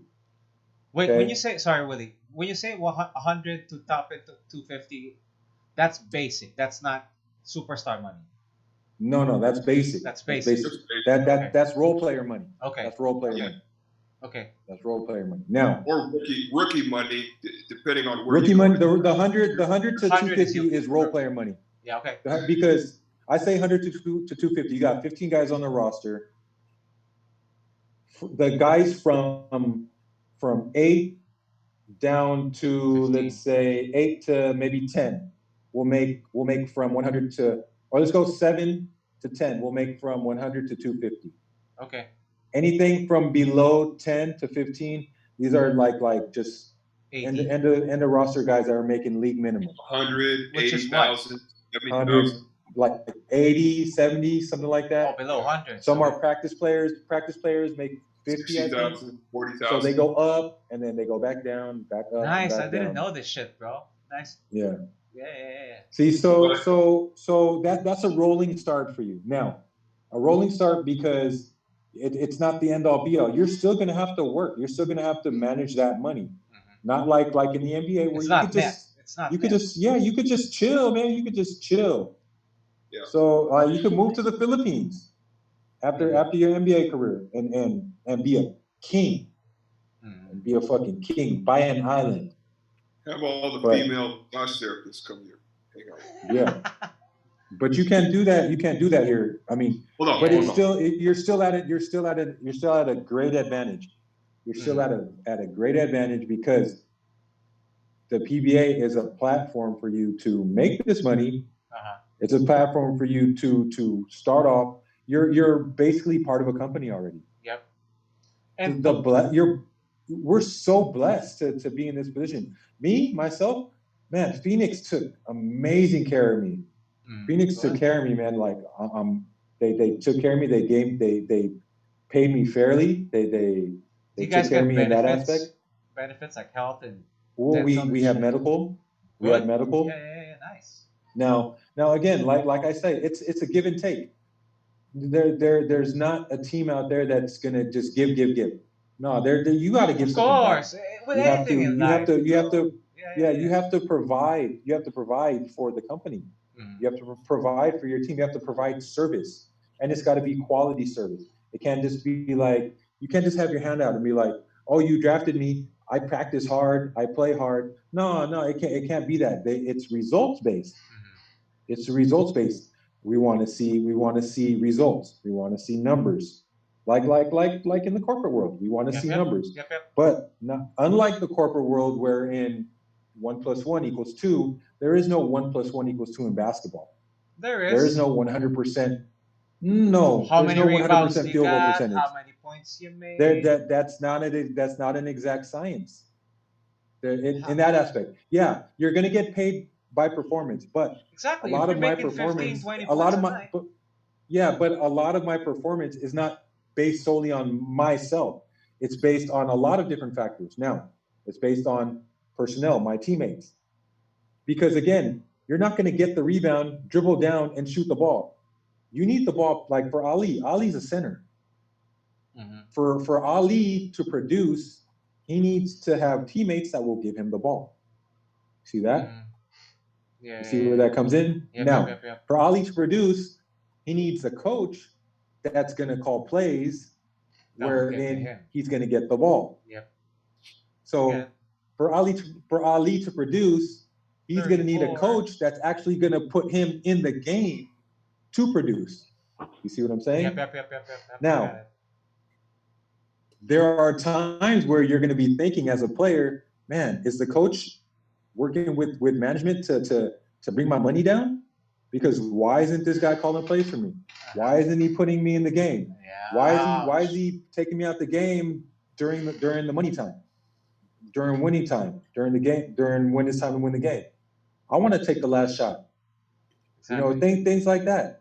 Which Things brings like me to my that. See, question, bro. so all of these affect your money. All of these affect your negotiation time.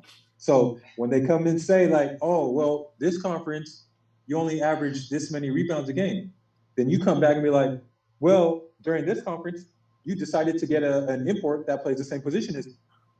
Who are you going to play, the import or me? Obviously, you're going to play the import. You see what I'm saying? Does that create bad blood between you and the import a little bit? Honestly, a little bit, right? No, because nah. In the end, it's all using about your winning because time. we want to He working get on your dime. bonuses. He working on your dime. It's not his fault. It's not his fault. It's sort of an adjustment that you have to make. Being a professional athlete, you have to make adjustments. Mm-hmm. So if you're the man coming out of college, or if you're the man coming out of the amateurs, like the D League, yes, that doesn't mean you're going to be the man on the team that you're drafted by. Yeah, and I had to fucking again. shit the hard way. The what? Say that again, Ali. Saying if you're the main gun from college or the PBA D League, and then you're drafted like number 1 or even number 2, whatever, into a team, that doesn't necessarily mean that you're going to be the man on that team.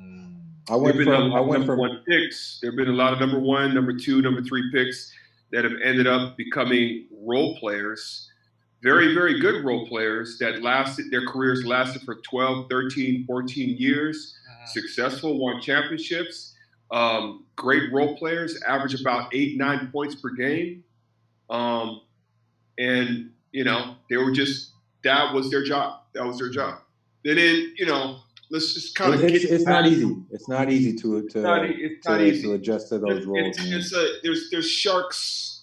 It's a business filled with sharks all around you. And if you don't know how to handle it, like Willie was saying, at the negotiation, it's all about the bottom line. You can't get emotional. You can't get too emotional. I have gotten in arguments when I felt that the argument was needed. You're an emotional guy.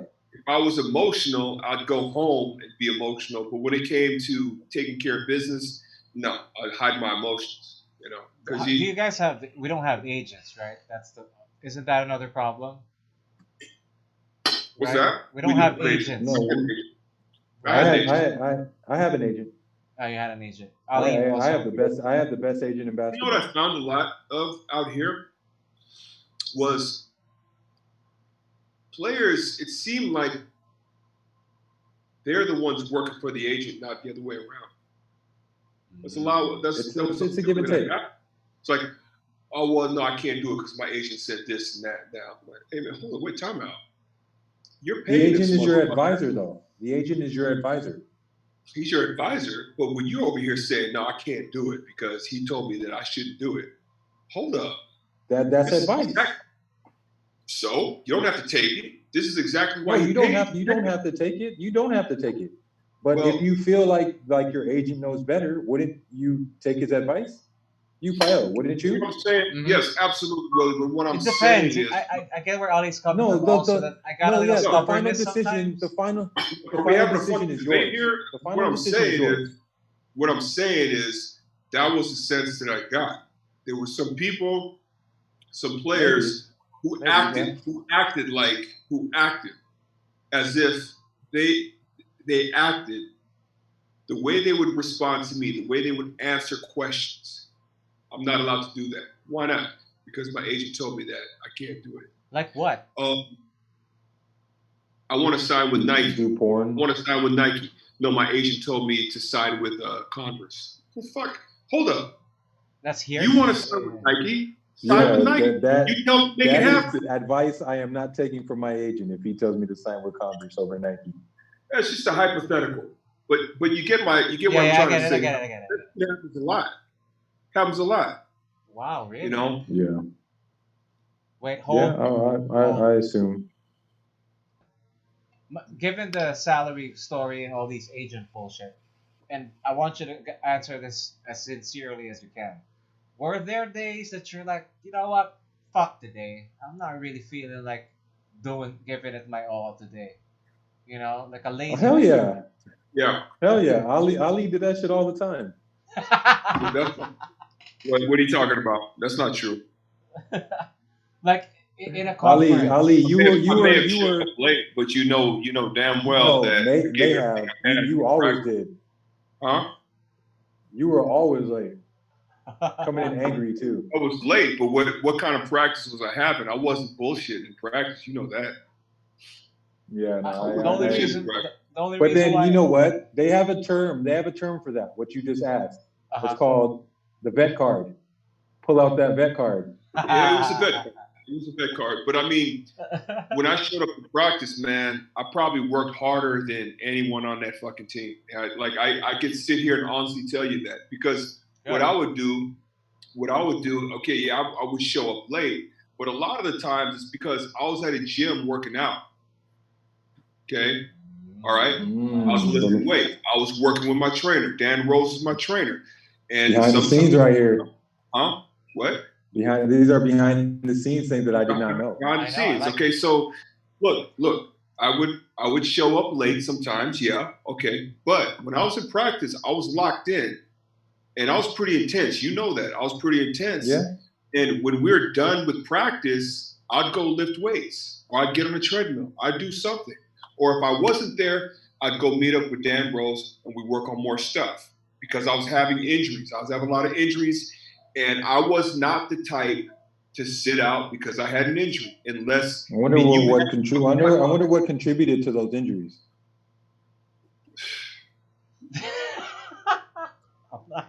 I'm not even gonna go there. But what I am gonna say is what struck me about the reason why I asked that is when you watch the docu, it's like Mike is 110 every single fucking time, which I'm like, even with all this drama, even with all this shit, that's for me what makes him great. It's like, I can't do that. Honestly, I can't. There are days when I will be fucking lazy, you know?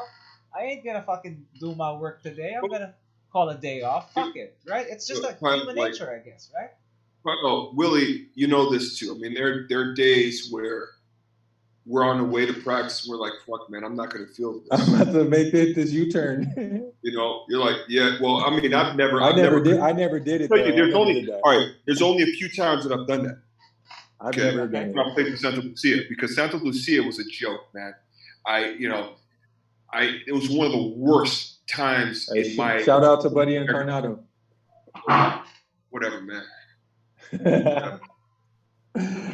No, I feel you. I never did that. I always showed up. It's amazing that they won championships. The only reason why they won championships is because of Kelly Williams and Ryan Reyes.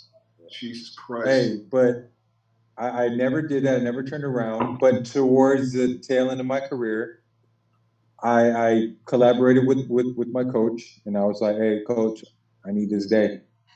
I'm not. I'm." Yeah, well, you were 38. But see that?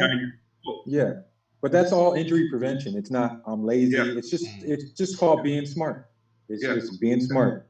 I guess you would call it load management. Although there's no load management in the Philippines because we don't play as many games. We don't play as many games as the NBA does, but we don't practice the way the NBA does. In the NBA, those practices, pre-game practices, it's all shoot around. Wait, don't you play more games? Because you can have like 3 conferences in a year. NBA plays 82 games. They play 82 regular season games, and then they go regular season. Playoffs. So, when you think about LeBron James, you got to look at. There was a stretch where he was in how many straight finals? In the finals, 6 straight, and then playing in the Olympics. And there wasn't no load management then. And there's still no load management now for LeBron James. There's load management for that fucked up team over there on the other side of Staples. Eating that bat stoop in China during the Olympics, man. But you know what? Listen, just skip back to The Last Dance, all right? And go. Willie, when you watch it, just the first 2 episodes, you can be like, damn, this takes me back to the time that any team that doesn't matter what sport, dude, any sport professionally, okay, I don't give a shit if it's badminton. Well, badminton's a tough sport. I tried playing that shit. I could not hit that. Fuck your knees up, man. Stay out the badminton. People tear their ACLs because they don't know what the hell they're doing. Anyways, I know any sport that has been where you've won championships with teams, you understand exactly what Michael Jordan, Scottie Pippen, and each and every one of these players are going through. Yeah. And on top of that, you understand, like now you and I, Willie, we're retired, we're done. But Willie, you're a businessman. I'm a businessman. I'm learning how to be a businessman. So now, watching that documentary, if this was 10 years ago, I would have been like, man, fuck Jerry Krause, fuck Jerry Reinsdorf. Reinsdorf, because we're in business now. We understand their perspective. And that was really interesting to me because there's such a, man, like Scottie was in his early 30s. There's no way, unless he was already business savvy, he would have understood that back then, right? If you reflect back on it, if you look at it from a business standpoint, and this is where the emotion, what you were talking about earlier, Willie, that you can't have your emotions involved in this, otherwise you might make a bad decision. That's exactly what happened to Scottie Pippen. So it begs the question, and I'm going to ask you guys, whose fault was this? Was this Scottie Pippen's? Because he was told by the owner not to sign a 7-year contract, whatever that was, because the league was evolving. The league was changing. It was getting more attention, more revenue was coming in, more companies around the world wanted to invest in the NBA all of a sudden. So you say, hey, just wait, hold your horses, sign a short-term deal. He took it as an insult, So you got to, like, whose fault really? If you really think about it, it's fucking Scottie's fault. He's the one that signed it. Yeah, there you go. Mm-hmm. And it's funny because a lot of people would disagree with us right now. Mm-hmm. Why? Well, for me, what's struck they don't understand. First of all, they don't understand the business. They don't understand because you and I actually play professionally, okay? But because we've evolved into businessmen, where we do negotiate with people, we do it through our properties, real estate, okay? They don't understand because that's not what they do. They don't. Man, you know what? Honestly speaking, you don't need to be a businessman to understand that Scottie had a choice. Sign or don't sign. I mean, again, I didn't see the documentary yet. I didn't see Go what see went it. down with the When you negotiations, see, but you understand. I know what negotiations are, and I know how negotiations go. You always have a choice Hmm. to the very last thing. Even when you have a gun pointed at your head, you have a choice. Hmm. Do I want to just let the gun be pointed at my head, or do I want to take action? There's still a choice. You always have a choice. Sky, a choice. Do I sign or do I not sign? There's a choice. What's Nobody forced him to sign. okay? When you Yeah, watch the doc, you also wh- what's awesome with it is you get to see a young Scotty, and then you get to see present Scotty. So he yeah, reacts to how he was acting. So he also gives you his point of view. Like, Mm, I shouldn't have done that. I You can yeah. like see that. that too, which is awesome. When you're like, there's a So Scotty showed hindsight. regret. So Scotty showed I won't regret. spoil anything. Just watch it. Just watch it. It's because Come bro, on, just fucking watch it. just I'm go telling ahead, you. man. For the sake of this I conversation, go don't think ahead. Say it. Scotty showed regret. I do. I didn't He want didn't to show tell any him that, regret. but he did. But You know, then when Oh again, man, Willie, you look at Scotty's business portfolio post basketball career. It's not it that was good. not good. It's not good. This dude bought an airplane. Yeah, he bought Dude bought an airplane. airline company, yeah, and that I didn't shit know that. tanked. He lost a lot of money there. Didn't he buy like a yacht or something too? I don't know. You know what I was thinking also? I was making, as I always do, comparisons. Michael, and I will say this: Michael Jordan is the Bruce Lee of the African American, bro. He Put him on put the map. he put him on the map, right? I was thinking about it because everything he It was wasn't doing. Muhammad Ali. Oh, that's Muhammad It's Ali's a not on tough. any Nike Okay, shoe. quick fun Muhammad fact Ali for you don't got no guys. McDonald's commercials, bro. Muhammad Ali still has the most books written about him in the history of sports. Um, He don't got no he's still Nikes. his estate, his family is still earning money off of Ali Mall. You know that? They Yeah, said yeah, yeah, yeah. you can use my name as long as I get paid. I did not know that. I didn't. I didn't. Yes, But I know that it was and Mike Ali made it Mall because of Mike that's made it cool to be black though. well, huh? Dude, Mike no, Mike made it cool to be time black. out. right. No. Muhammad Ali, To be dark Muhammad black. Ali was the one. Muhammad Ali was the one to. Took a while. Ali, you don't understand this because you're light skinned. Wait, what? And you're not? And you're not. You're No, also that's what like, I'm You saying. I look don't lighter understand. than It's I am. different. It's different. It's different You when look you're lighter than not. I am. You look like It's Lionel different Richie. when all night long, oh, I was gonna all go with night hello, long. hello. What's that one song? Is it me you're looking for? No. You just said I look like Lionel I Richie. Hey, know you're Lionel Richie White, bro. He ain't been black since a Commodore. I'm just kidding, man. I mean, I'm kidding, man. I'm kidding. But And I I mean, I don't understand. live here We're- anymore. So he Wait. ain't been black What since is a your Commodore. no? What is what? Wasn't that? Oh no, your dad is what though? Because I'm Creole. I'm Creole. What's your dad? I know. I've been telling you that. What are you? What's your dad? My dad is black Native American. Okay. Well, yeah, you don't agree with Mike being the Bruce Lee? You don't buy that? No, I can get behind I that. I can can see get behind it. that. I can see it, bro. I can get behind that. I can get behind that. Yeah, I would say so. You know why? Well, Persona, bro. He knew it. He just both of them are up there. This is my whole point. You don't have to be a boxing fan to know who Muhammad Ali is. You don't have to be a basketball fan to appreciate Michael Jordan. You see Michael Jordan walking down the street, and you be like, damn, hold up, that's somebody. Who is he? Who is he? Who is he? He looks popular. Who is he? That's Michael Jordan? Oh, wow. You already know who Michael Jordan is. Same thing with Muhammad Ali. You know. All right. Yeah. Back to the One money. can say the same about Back Mike to Tyson. Scotty. One was can gonna say go the there same too. thing about Tyson. go. Back to Scotty and his money. Back to Yeah. Scotty and his Uh-huh. Scotty and his money. So prior to Mike's last 2 seasons in the NBA, you know how much money he was making? Michael, Three some million per year. They give the stats when you watch the. No, I just don't remember. Oh, you talking about Scottie Pippen? It was 3 low. million? No, I'm talking about Mike. I'm talking about Michael. Michael was making around 3 million something per His year. last 2 years? No. Prior to his last 2 years. Remember, his last 2 years, he jumped up to 30 and then 33. Yeah. So the Bulls, man, they were fucking. There was no salary cap yet. That's true. At that time. There was no salary cap yet. So for them to be So playing they were the being best stingy player on the as planet, fuck. yeah, they're they be being paying- stingy as fuck. They be paying fucking Scotty as much as they were, bro. That was.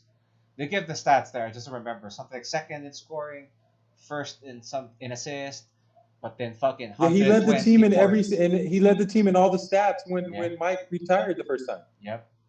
And you'll see that too. Okay, the beauty of it is, it recaptures the joy of fucking being Mike. Clearly, no.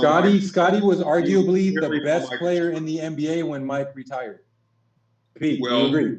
Kyle, do you agree? I didn't love win a Chuck. I love championship. Chuck. I love They didn't Chuck. win the I they don't didn't win the agree with that. championship. I don't agree with So that. who do you agree with that? I don't agree No. with that. I like Chuck and Okay, Sean so Kemp. okay. Look You at the know who numbers. the best player Look at the that numbers. year?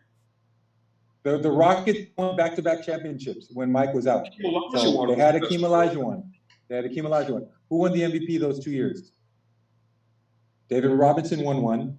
David Robinson won one. I don't know who won Who won the the other other one. one? I Charles? don't know. Chuck. I don't know. 93, What year? 94, 94, Oh, 95. Carl? Probably Karl MVP. Malone. Not Carl. What year is this? 90. Google it. Just Google it. I know. Just Google it. Somebody. 95? Sorry.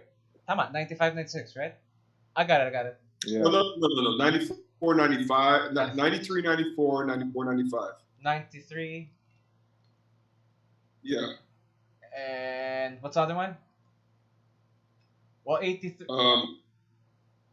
Wait, 1993. Sorry. 93, Goal is- 94, NBA is Chuck. See, knew it. That's what I said. 93 was Chuck. So Charles. That's what Was I've it been saying. Charles? No, Olajuwon was the no. No, Because Hakeem didn't win it, did he? No, 93. I'm looking at it, bro. MVP 93, Chuck. That's what No, I no, And said. then Robinson, No, and then listen. David Robinson the next year? No. 93 Chuck. Wait. 92, 93, Charles Barkley. It's the year that they went to the finals and lost Yes. to the Bulls. That was the 93, question. 94. 93, 94, what we're talking about, this is when Michael Jordan left already. 93, Yes. 94 is Hakeem Olajuwon. Hakeem. 94, 95 was David Robinson. There you go. Okay. So No, during Scotty. that year that during the year that Hakeem won it, and the Yeah. year that David Robinson won it, Yeah. that's the year that Michael came back, right? When David Robinson won it? No, Michael came. Yes. Wait, Michael came back. Yeah, Michael came back in '94. That's right, '94, '95. They lost. Okay. They lost to So Orlando. we're talking about the year when Hakeem won it. Yeah. Hakeem is the MVP. Yes. But would Scotty have an argument to being the best player in the NBA? Look at the numbers. Look at the I numbers gotta that check he the put up. numbers. He averaged around 26, 27 points per game. He has an argument to be the best player on the planet at that point, right? But no way the MVP. No, not the MVP, just because of the way that the Bulls performed the year prior. Yeah. Mhm. So again, MVP comes from, but then you know what? You take Scotty off of that Bulls team. They don't win Oh those no, championships. they don't. They don't. Mike don't- says it too. They don't. Mike says it. He's like, "There's no rig Yes. without Scotty." Well, they tried to bring in Tony Kukoc, and they were hoping That was a that problem. Tony would take over the reins of a Scottie Pippen or a Michael Jordan. But that didn't happen. But then you clearly you sort of see, because I saw snippets of some of the previews, and how Michael Jordan was talking about Tony Kukoc. He said, if I'm 6'10" and I'm versatile like Tony Kukoc, and I got 3-point range, and I could put the ball on the floor, I don't see how Tony Kukoc can't put in the extra time, because everyone on the planet knows which way he's going to go every time he attacks. He's the going basket. left. He's going left. Like, you can't put in Because the he's a time to go lefty. right. Like he was saying something to that effect. I mean, you just got to look, like, there's a lot of people that are kind of wondering about Michael Jordan's personality. Well, shit, if you look at Kobe Bryant's personality behind closed doors, Similar. it's very similar. In some cases, And worse. it is explained. Sorry. You know what's cool? You know what's cool about that Bulls team is at that core. I don't put Dennis Rodman in there, but maybe Dennis Rodman would fit too. Their games all translate to today's NBA. What do you mean translate to? They Okay, survive. so the game today is played outside in. The game's played outside in. Before, during that time, it was played inside out. Remember, you look at the times. Yep. You know, you had the dominant big men. That was Hakeem's. That was the time of the dominant centers. That was sort of the end part of the big man era. Yep. And then Shaq came after that. But then you still had like even the lesser tier, like the Rich Smiths guys. You know, there were still serviceable big men that Yeah, that's true. So I mean, you look at Scotty's game. He'll play point guard in today's NBA. Tell you what, Mike will dominate. Michael probably averaged like 50 in today's NBA. I don't know why this guy. But Tony was a stretch. Tony was a stretch 4, stretch 5 before that was even a thing. Yeah. Milwaukee now versus that Bulls. Chicago. Because of Mike, right? But then I'm thinking it's because of the Scotty will lock. Nobody's going to be able to. No one's going to. The only guy that's really going to be able to stand his ground there is probably the Greek Freak, and that's it because of his versatility, his size. But who's going to stop him? Now you saw how Kawhi. All you got to do is put Scotty on him or Rodman, or put Dennis on him. Scotty's too short for fucking the Greek Freak, bro. What's that? Greek Freak is 7 foot. Scotty's 6'8". But this I know, but 7 feet. That's still. And you've seen him fucking. He consumes Embiid. He consumes the big guys, bro. Scottie Pippen is not going to guard. Scotty is not going to guard the Greek Freak. You know who's going to guard? You know who guarded 7-footers? Even Shaq. Shut him down. Dennis Rodman. Dennis Rodman. The worm was getting his head. Ability. He can guard 1 to 5. He can guard the point guard. He can guard the off guard, the 3-man, 4-man, and 5. He can guard everybody out there on the court. court. Let's make it harder then. Fucking the process and Big Ben.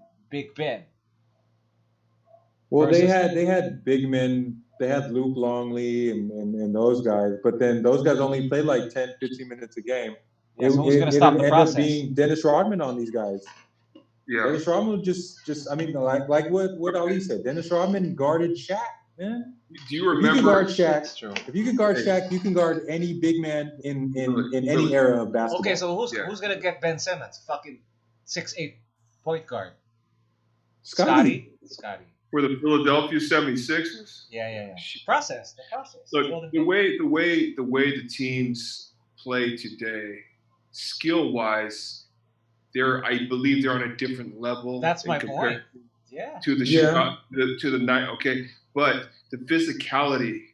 My God. No, but that's something you have to take Scotty, away. come on, don't discount the skill level of Scotty. Don't discount the skill level of Tony. I'm playing devil's advocate. The skill level of Mike. Yeah, you can't. Yeah, you cannot. I'm playing devil's advocate. Tony was skilled, man. But Tony was ahead of his time.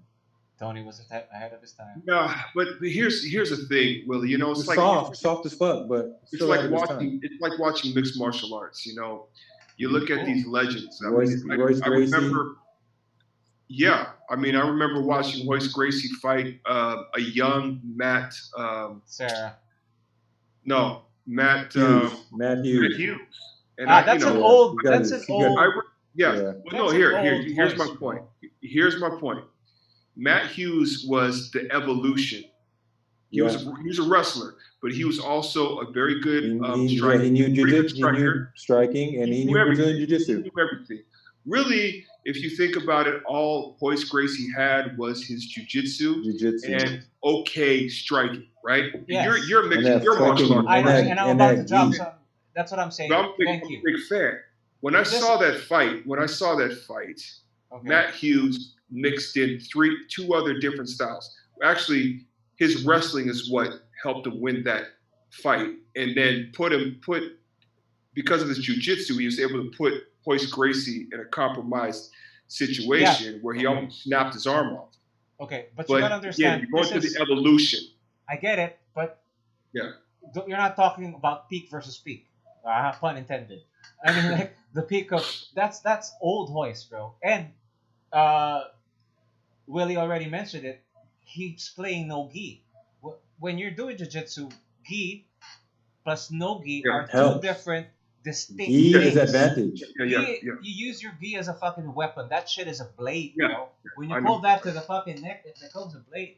This one, I it understand. becomes a blade. I understand. So, and this is Hoist playing no gi. It's not that he's not that good, but that's one that he's used to, that we know him for. And then he's playing no gi, and he's old. He was an older gentleman. He was old. He was probably he was in. But I his get what you're saying, though. But late 30s. what we're doing is peak It's versus just peak. what it is I think it's something that we have to be aware of. All right, look, when you look at a guy like Steph I get Curry, it, though. Yeah. he's players today. They got the crossovers. You saw some of that in the NBA back in the '90s. You only saw it from a few guys, right? AI And then kinda evolved that shit. it really started to come about with Allen Iverson. AI, Everyone yeah. started paying close attention to the crossovers. Mhm. You didn't see too much of that in the NBA. Kobe Bryant did it. Michael Jordan did it. Okay. But a lot of that you saw in And One Mix Tour. Yeah. That's what you saw. You saw that shit. The mixtape. We didn't mixtape. We didn't see the sidestep until what's his name showed up. Manu. From San Antonio Dude, Spurs. Manu. That's what I Manu. said. Manu Manu. Ginobili. And you're like, okay, you're like, Manu damn, is Ginobili. that a travel? Yeah, I Now, hate that. The Euro step. Every player in the NBA can do that now. Even Joel Embiid can do that do shit. that, exactly. Jumar Fajardo in the PBA does that shit. Everybody can shoot 3-point shots. Everybody can put the ball on the floor. People can cross you over. They got all these different types of moves now. Yeah. Steph Curry, as soon as he gets the ball past half court, first You of can all, shoot it. is will Michael be able to pick up a 35-year-old Michael or maybe a 33, 34-year-old Pick The up? 96, Michael. 96. Will Michael. he? Okay. No, let's go 96, Michael. That's what I 72 said. wins. 96, Will Michael. will he be able to pick up on a consistently? Probably, but will he be able to pick up Steph Curry? At Yes. some point, he's going to have to back off him a little bit because Steph Curry is very tricky with that basketball. But And he's he's smaller. going to shift him, and he's going to get Let past. me, all right, Ali, let me give I'm you. going let back me to this. I'm going back to this. Okay, sorry to hog the Go mic. ahead, I'm go just ahead, going go back ahead. to this. Remember when Allen Iverson had to guard the first time Allen Iverson guarded I Michael? mean, the Remember what happened? other way around, when Michael guarded Allen. I'm sorry, when Michael guarded Allen Iverson. You saw he what got happened. crossed. Yeah. He got crossed because he tried to reach. You don't think that's going to happen against Steph Curry? It's going to happen quite a few times. Yeah. Not as And at fast as some AI. point, AI's Scotty, pretty fast. at some point, But that's not the matchup there. well, listen to what I'm saying. I'm just thinking about the evolution here. At some point, Scotty and Michael are going to have to back off. And once they back off, a few steps past that half court line, boom. Splash. Hey, LeBron James is doing the same thing. I'm going to take it a step further. Scottie Pippen with the Houston Rockets, or Scottie Pippen with the Portland Trailblazers. Against Kobe. Game 7 of the West Conference Finals. Against Kobe. Okay? The move that Kobe put on Scotty, Yeah. I don't think Scotty's ever seen that from Michael Jordan. He's never seen that from Michael Jordan. Plus to look back. To the lob. But remember, this Crossed is old. This him is old over, Scotty, crossed him bro. over, got past him. As soon as he got past him, he looked back at Yeah, I him into remember. the lob. Yeah, but this is an older Scotty. You That's know? 2000. That's Yeah, this is 2000. again. This That is is 2000. That's a four All right, years all right, old. let- You saw Kobe Bryant try to guard Steph Curry, a younger Steph Curry that was about 26 years old. I mean, Right. you're talking about evolution. Yes, Yeah. evolution. But okay, let me give you peak versus peak again. Pun intended. Well, let me give you the run. Let me give you the start. Let me give you the rundown of that Chicago Bulls team. Just the main guys. I'm not talking about starters. Okay. Okay. You have a 6'6" point guard in Ron Harper. Yes, he's a little bit older, a little bit slower. Yeah. You have a 6'6" Michael Jordan. Yep. You have a 6'8" Scottie Older Pippen. also. You gotta have mention. A bit older. Yeah, they're a little bit older. They're a little bit 30, older, probably but like not where old, you're not going old to where they can't move. Okay, Where you're remember, going is Scotty side. guarded. Scotty That's where I was picked going. up That's John why. Stockton. Scotty picked up John Stockton for a whole series. Okay, John Stockton, top 5 point guard of all time. Now you have a 6'8" Dennis Rodman, and See then how you have small a that 6'10". Yeah, but then you have a 6'10" Tony Kukoc. Who's your center on Golden State? You have 6'8". Wait, are we doing Draymond Green. Golden State or fucking Sixers? Well, I'm just basing it off because they won 73 games, Okay. and they're always the one that They they always say, compare oh, who's the greater team? Yeah. Okay, they're always okay. compared to Let's the bump that. 72 and Bulls. Go. I like it. And then you have after him you have Iguodala, 6'6", and then you have Kevin Durant. Kevin Durant is the X factor. Small ball now. Yeah, small ball. You have Kevin Durant, then you have Steph, and then you have Clay. I mean, look, everybody on that Bulls team had a post game except for Rodman. Everybody could post up. I mean, how do you defend that? How do you defend that? You got to send a double team. It's You're gonna make it rain from outside, bro. We're never gonna find out. That's the bottom line. We're never gonna find out. So my answer is this. My answer is this. If you play 90s rules, the Bulls win. If you play today's rules where you can't touch anybody, or else it's the Bulls still win. The Bulls because Michael's going to score like 80 points. Yeah. Mike's going to score 80 points. Mike's going to score 80 points. You can't touch him. I mean, look what he was doing with a hand check. Now you take off a hand check. Yeah. And illegal defense. He's going to shoot 30 free throws a game. And illegal defense. Illegal defense. And illegal defense. And illegal defense. Look at that. He's going to score. He's free as fuck. He's going. Yeah, he's free as fuck. I mean, it's not. Yeah, it's just not fair. Jumper from wherever. Yeah. Well, anyway, it's not fair. Bottom line is watch your fucking docu, bro. Anything you guys got? I'm gonna start on that tomorrow. That's it, man. I'm ready. We'll continue to talk about this. I know we kind of swung for. Hey, and the Bulls had arguably the greatest shooter of all time on their team. Who is? The guy that taught Steph everything he knows. The guy that's Steve Kerr, baby. Yeah. He talks. Greatest shooter of all time. Look at the percentages. Look at the percentage. Look at the shooting percentage. Better than shooting percentage. Better than Bird. Look at the shooting percentage. That's why I said arguably. Arguably, 3-point she leads all time highest 3-point shooting percentage all time. That's Steve Kerr. Steve Kerr. Bam. Right. So maybe arguably. Shit, in like a multiverse, bro. Imagine Steve Kerr is coaching the team that he's playing on. Right? Think about it. Imagine Steve Kerr playing in today's NBA. Come on now. Just put him in the corner. Just put him in the corner. Just put him in the corner, because I was about to say. Just put him in the corner. It's a bit soft. You can't sag off him. You can't sag. That's true. Greatest shooter of all time, percentage-wise. You can't sag. So you have him in the right corner, and then you have Mike attacking right. You can't help off the corner. You can only help from the middle, and then you have Tony Kukoc spotting up in the opposite corner. Who's open, Mike? And then you have Dennis Rodman cutting from the top of the key, going for the lob. It's over. It's done. It's true. But Rodman's almost incapacitated because of the no touch and shit. He'll get all Rodman is gonna do. He's just gonna rim run. He's gonna set a ball screen and roll to the basket. Basically, what Stromile Swift did for Steve Nash. He's gonna get in people's Stromile. He's gonna get in people's heads, and he's gonna know how to. He's probably gonna adjust to all the rules that they have in today's game. Smart. One of the smartest basketball players of all time. Yeah, he's one of the smartest. Yeah. let's close this. We Hands got down. 6 minutes. So in closing, I'd like to say that, just to connect it back to the geek thing. I know a lot of comic book fans are also fucking, anyone who's ever seen Mike growing up will appreciate that fucking thing. So whether me as a comic book geek, Mike was also my superhero on part, man.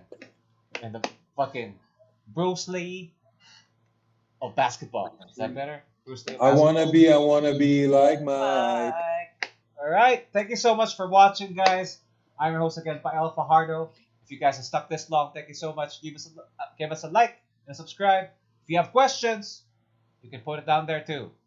Ali's like ready for questions. All right. Thank you so much. Yeah. Adios. Signing off. You guys take care.